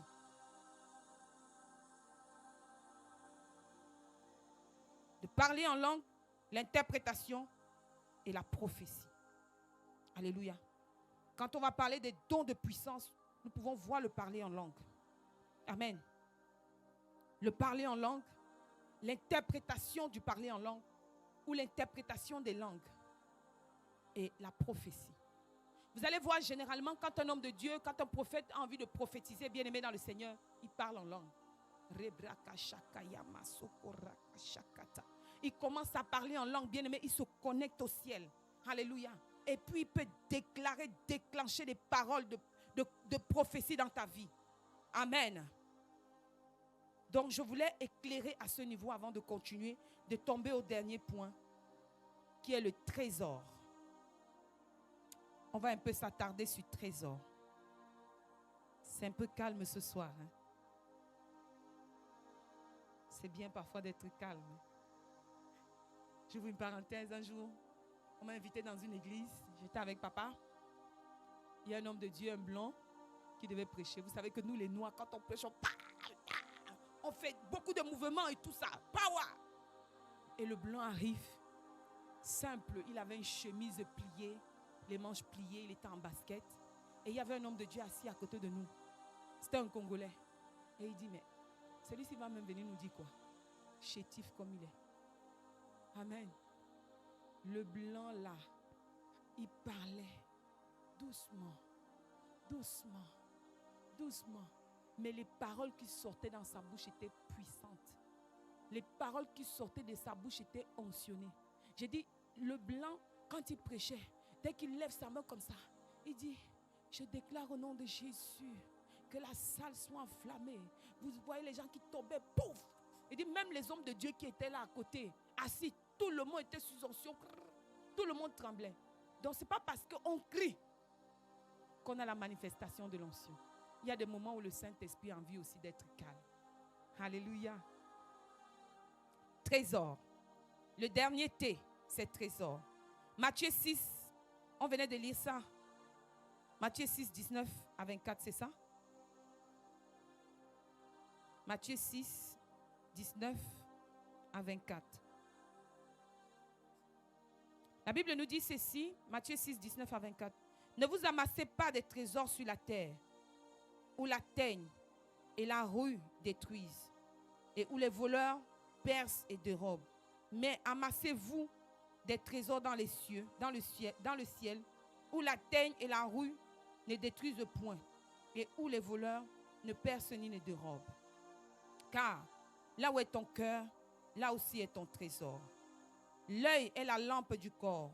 Si ton œil est en bon état, ton corps sera éclairé. Mais si ton œil est en mauvais état, tout ton corps sera dans les ténèbres. Si donc la lumière qui est en toi est ténèbres, combien seront grands ces ténèbres? Nul ne peut servir deux maîtres, car il haïra l'un et aimera l'autre, ou il s'attachera à l'un et méprisera l'autre. Vous ne pouvez servir Dieu et Mammon. Alléluia.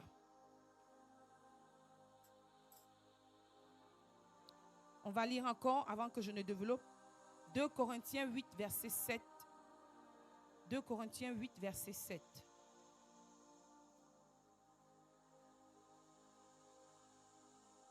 2 Corinthiens 8, verset 7.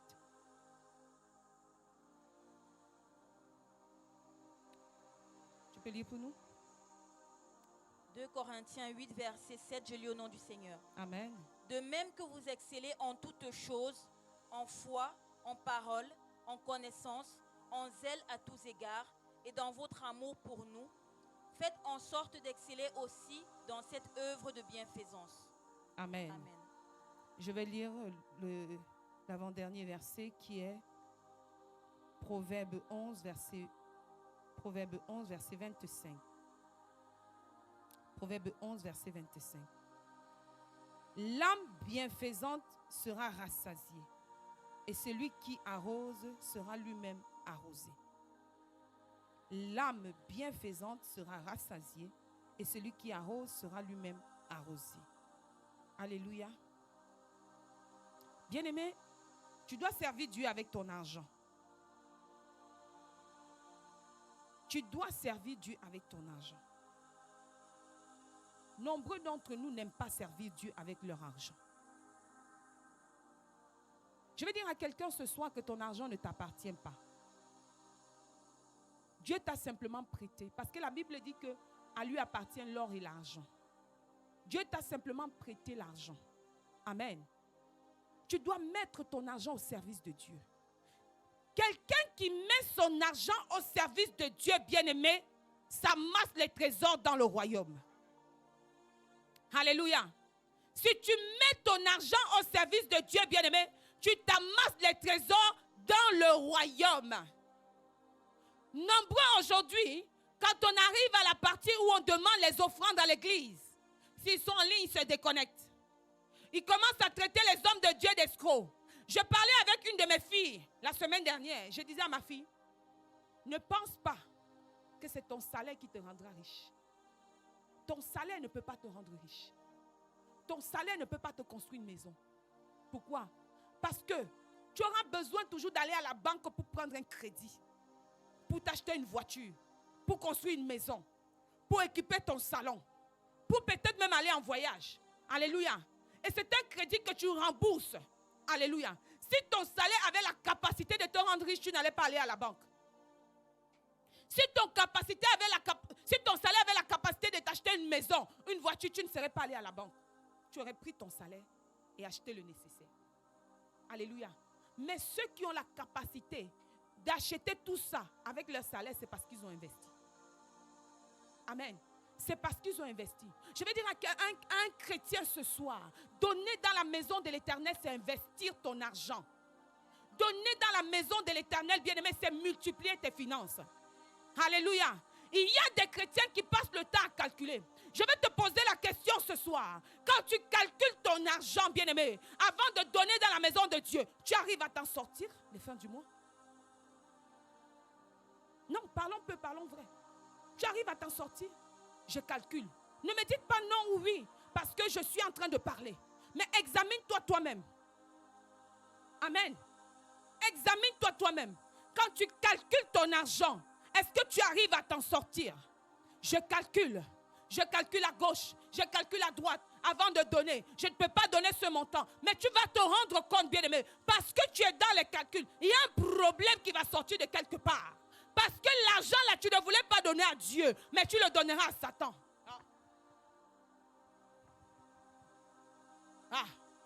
Je ne sais pas si on me comprend ce soir.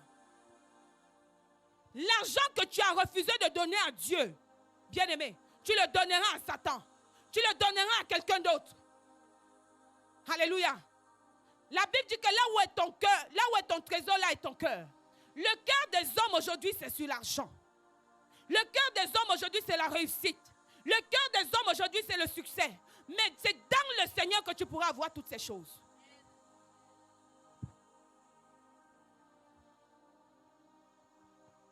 Servir Dieu avec les 3T. Ton talent, ton temps et ton trésor. Est-ce que tu donnes ton temps à Dieu? Est-ce que tu donnes ton talent à Dieu? Est-ce que tu donnes ton argent à Dieu? Alléluia. Est-ce que tu donnes ton temps, ton énergie à Dieu? Est-ce que tu donnes ton talent à Dieu? Dieu t'a fait don des talents et des dons. Mais que fais-tu? Il y a des gens aujourd'hui, pour t'interpréter simplement un songe, donne-moi l'offrande. Pour te donner une prophétie, donne-moi l'offrande. Pour te donner une parole de connaissance, donne-moi l'offrande. Oh, je prie que le Seigneur me donne la capacité de ne jamais entrer dans cette dimension au nom de Jésus. La particularité que j'aime chez mon époux, c'est qu'il m'a toujours dit, ma femme, ne monnaie jamais le don que Dieu t'a donné. Ne prends jamais l'argent pour recevoir les gens. Plusieurs fois, j'ai voulu le faire, bien-aimé. Parce que j'ai vu chez les autres. Et je croyais que ce que les autres faisaient, c'était bien. Parfois, nous copions ce qui est mal. Il y a des couloirs dans lesquels Dieu ne t'a pas amené. Il y a des couloirs dans lesquels Dieu ne t'attend pas. Mais Dieu m'a toujours donné. Dieu a toujours subvenu à mes besoins. Bien-aimé, après le direct d'hier, pendant que on était en direct, je prophétisais sur une servante de Dieu. J'ai dit à la servante de Dieu que je t'appelle en inbox pour te donner les paroles que le Seigneur m'a données. J'ai appelé la servante de Dieu en inbox. Je lui ai dit, voici ce que le Seigneur m'a montré. Voici ce que le Seigneur m'a dit. Voici ce qu'il me demande de faire. Bien aimé, quand j'ai fini de parler dans la vie de cette servante de Dieu, elle m'a fait une offrande de 200 €. J'ai monétisé. J'ai monétisé. J'ai monétisé. La Bible dit qu'on les reconnaîtra à leurs fruits. Alléluia. Celui qui croit à l'onction qu'il y a dans ma vie me dira, maman, tu m'as béni, prends l'offrande. Maman, tu as fait quelque chose, prends un cadeau. Maman, tu m'as fait, je vais prier pour toi. Je n'ai pas besoin de monétiser ce que Dieu m'a donné. Alléluia. Mais je mets cela au service de Dieu, afin que les âmes du Seigneur soient sauvées. Et Dieu verra que je mets ce qu'il m'a donné à son service. Il me donnera en retour. Alléluia. Cette semaine, bien-aimé dans le Seigneur, je suis assise chez moi. J'ai une de mes filles qui me dit, maman, pour le bien que tu as fait, tu as prié pour moi que je devais recevoir l'argent. J'ai reçu l'argent. Maman, parce que tu as prié pour moi que je devais recevoir l'argent, je te fais une offrande de 500 €. Elle me fait une offrande de 500 € parce qu'elle a reçu l'argent qu'elle attendait depuis. Et comme si ça ne suffisait pas, lundi, je m'assois encore. Elle me dit, maman, comme tu passes le temps à prier pour moi, là, je te fais encore une offrande de 200 €. J'ai travaillé pour ça. J'ai monétisé le don que Dieu m'a donné. Mais parce que je me soucie des âmes, Dieu m'a donné.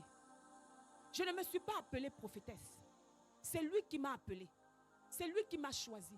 Alors que je n'étais rien. Abandonnée, méprisée, ignorée de tous. Alléluia. Chosifiée, bien-aimée. Dieu m'a choisi. La Bible dit qu'il te prendra. Il va te sortir de la boue. Il va te laver. Et il va te faire asseoir avec les grands. Il va te laver. Il va te faire asseoir avec les grands. J'ai envie de dire à quelqu'un ce soir, pour que tu arrives à la dimension, bien-aimée, à laquelle je suis, ou bien la dimension à laquelle tu voudrais. C'est Dieu avec tes dons, tes talents et ton trésor. Je n'ai jamais, bien-aimé dans le Seigneur, hésité à servir Dieu avec mon argent. Vous le savez dans ce ministère. Quand quelqu'un passe par des moments difficiles, je dis toujours qu'il faut qu'on lui donne. Je donne l'argent dans ce ministère. Je donne les vêtements dans ce ministère. Je donne la nourriture dans ce ministère. Je donne de mon temps et de mon énergie dans ce ministère. Comment Dieu ne doit pas me bénir? Comment Dieu ne doit pas me bénir? Les enfants de ce ministère le savent. Je n'ai pas besoin de me cacher. Même ceux qui ne sont pas de la maison de prière pour tous les peuples le savent. Je sers Dieu avec mon temps, mon énergie, bien-aimé, l'argent, bien-aimé, le don et les talents qu'il m'a donné. Parce que je sais à qui j'ai cru. Je sais d'où il m'a sorti. Je sais ce qu'il a fait ou ce qu'il est en train de faire dans ma vie. Certains vont m'injurier, comme les gens aujourd'hui passent le temps à injurier. Tu ne connais même pas quelqu'un. Tu te connectes à un de ces directs. Tu l'injuries, tu l'insultes. Tu arrives même dans une... Tu as entendu que les autres sont en train de critiquer cette personne. Tu vas injurier cette personne. Mais tu ne connais pas les sacrifices qu'elle est en train de faire derrière. Tu ne connais pas les sacrifices. Arrêtons de juger les gens sur ce que nous entendons. Parce que tu as vu un autre homme de Dieu faire ci. Et tu crois que tous les hommes de Dieu sont pareils. Tu peux te tromper. Hein? Tu peux te tromper. Tu peux te tromper. Tu peux te tromper, bien-aimé. Je ne demande pas que les gens m'acclament. Je ne suis pas ici devant vous ce soir pour que vous puissiez m'acclamer. Je ne suis pas devant vous ce soir pour que vous puissiez m'adorer. Adorez Jésus, acclamez Jésus, parce que c'est lui qui est mort à la croix pour vous. Moi, je ne mourrai pas pour vous. Je ne mourrai jamais à la croix pour vous, bien-aimés. Je ne peux pas mourir à la croix pour vous. Mais Christ est mort à la croix pour vous. Acclamez-le. Adorez-le. Aimez-le. Servez-le. Un véritable enfant de Dieu met tout ce que Dieu lui a donné à son service. Je ne m'appartiens plus. Ma vie ne m'appartient pas. Mon temps ne m'appartient pas. Mon énergie ne m'appartient pas. Mon talent ne m'appartient pas. Mon argent ne m'appartient pas. Même les enfants que Dieu m'a prêtés ne m'appartiennent pas. Même le mari ou la femme que Dieu m'a donné ne m'appartient pas. Je disais à une de mes filles dernièrement que mets ton mariage en sacrifice à l'Éternel. Donne ton mariage en sacrifice à l'Éternel. Donne ton mariage en sacrifice à l'Éternel. Dieu lui-même va se charger des problèmes que tu as dans ton couple.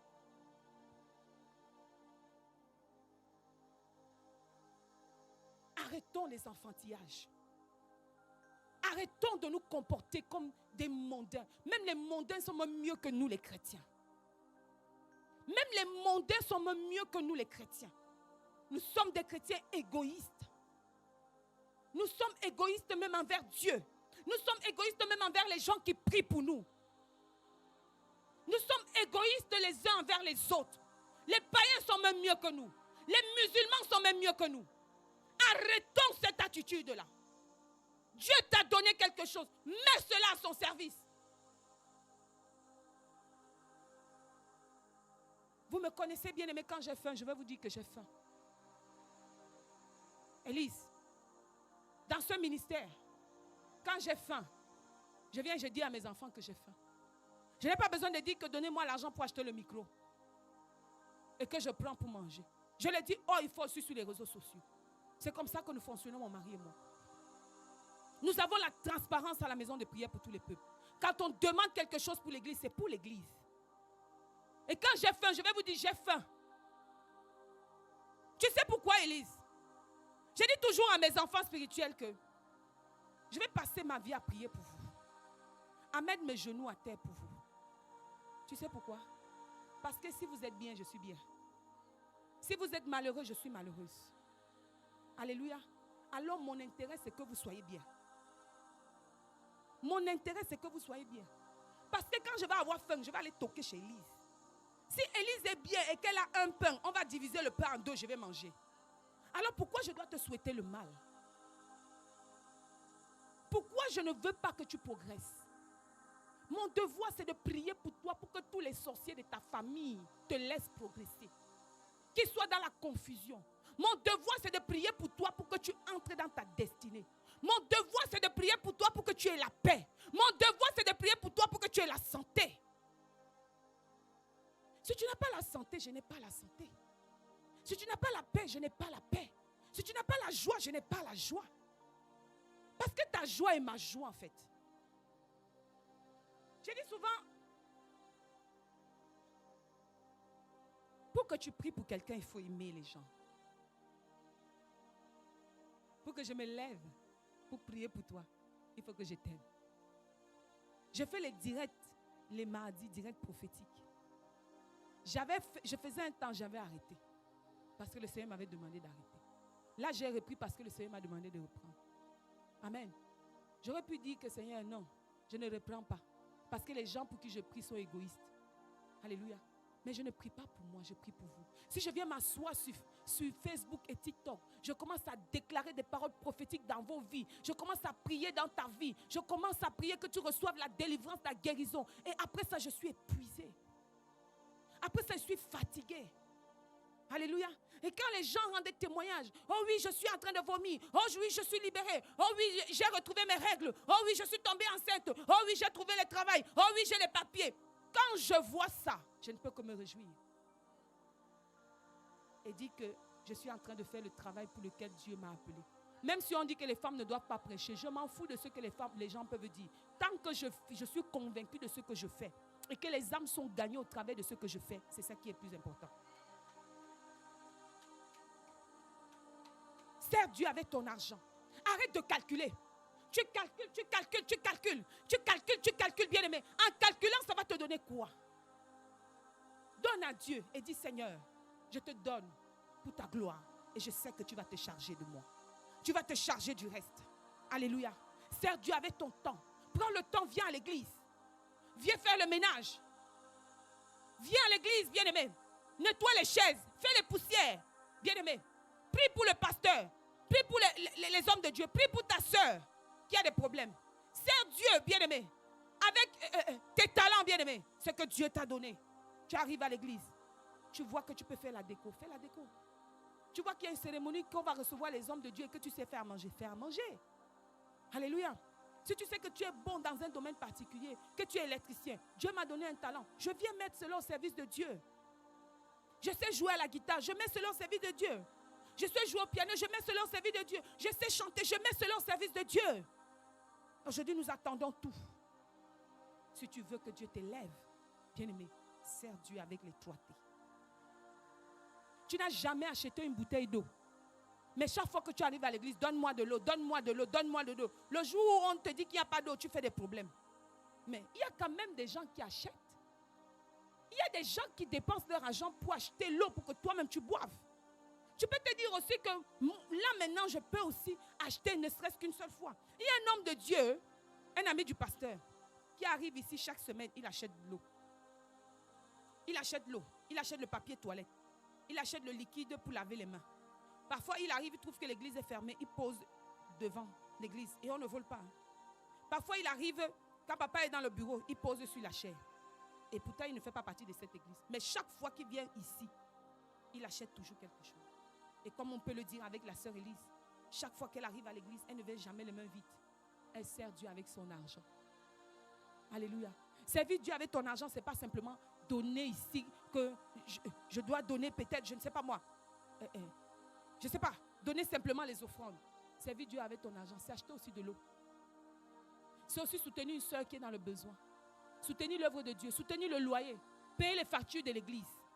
C'est ça, servir Dieu avec son argent. Est-ce que quelqu'un me comprend ce soir? Quels sont les avantages? Je finis ici.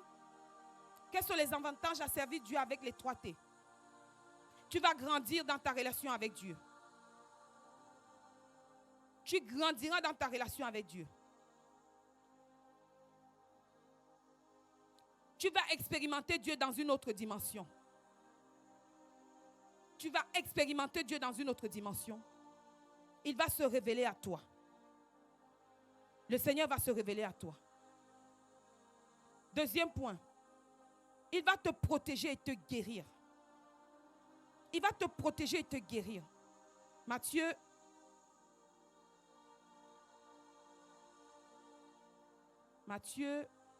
8.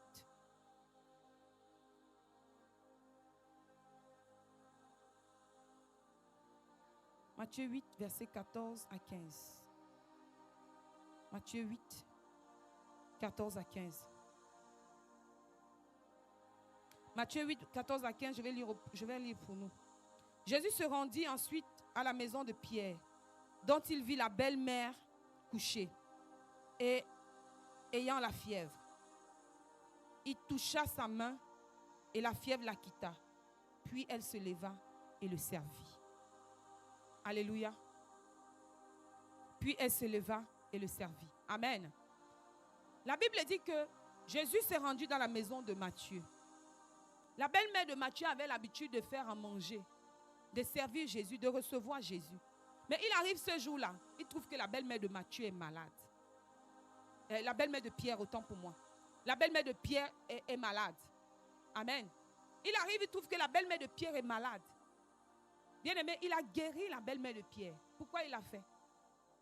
Parce qu'il savait que ses intérêts étaient là-dedans. Alléluia. Parce qu'il savait que ses intérêts étaient là-dedans. Il a guéri la belle-mère de Pierre pour que la belle-mère de Pierre se lève et lui serve à manger. Amen. Donc, si tu sers Dieu, il va te protéger et il va te guérir. Celui qui sert Dieu ne peut pas durer dans la maladie. Troisième point.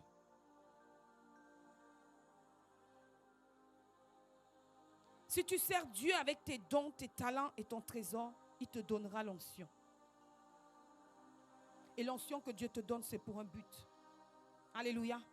L'onction que Dieu te donne, c'est pour un but. Il te donne l'onction pour que tu ailles faire des nations des disciples. Il ne te donne pas l'onction pour que tu gardes ça chez toi. Il ne te donne pas l'onction pour que tu vendes cette onction. Alléluia.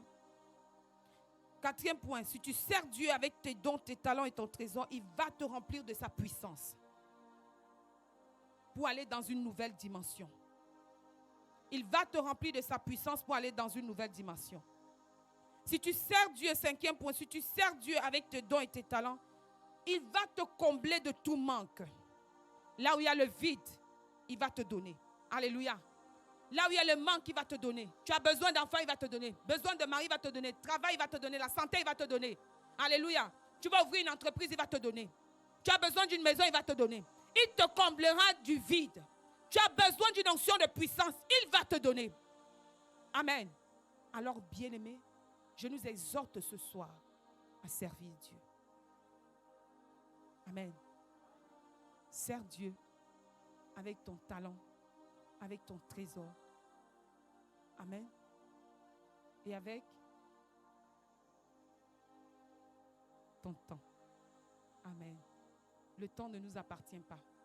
Le talent ne t'appartient pas. Et ton trésor ne t'appartient pas. Est-ce qu'on peut acclamer le Seigneur et on va se mettre debout, on va prier. Alléluia.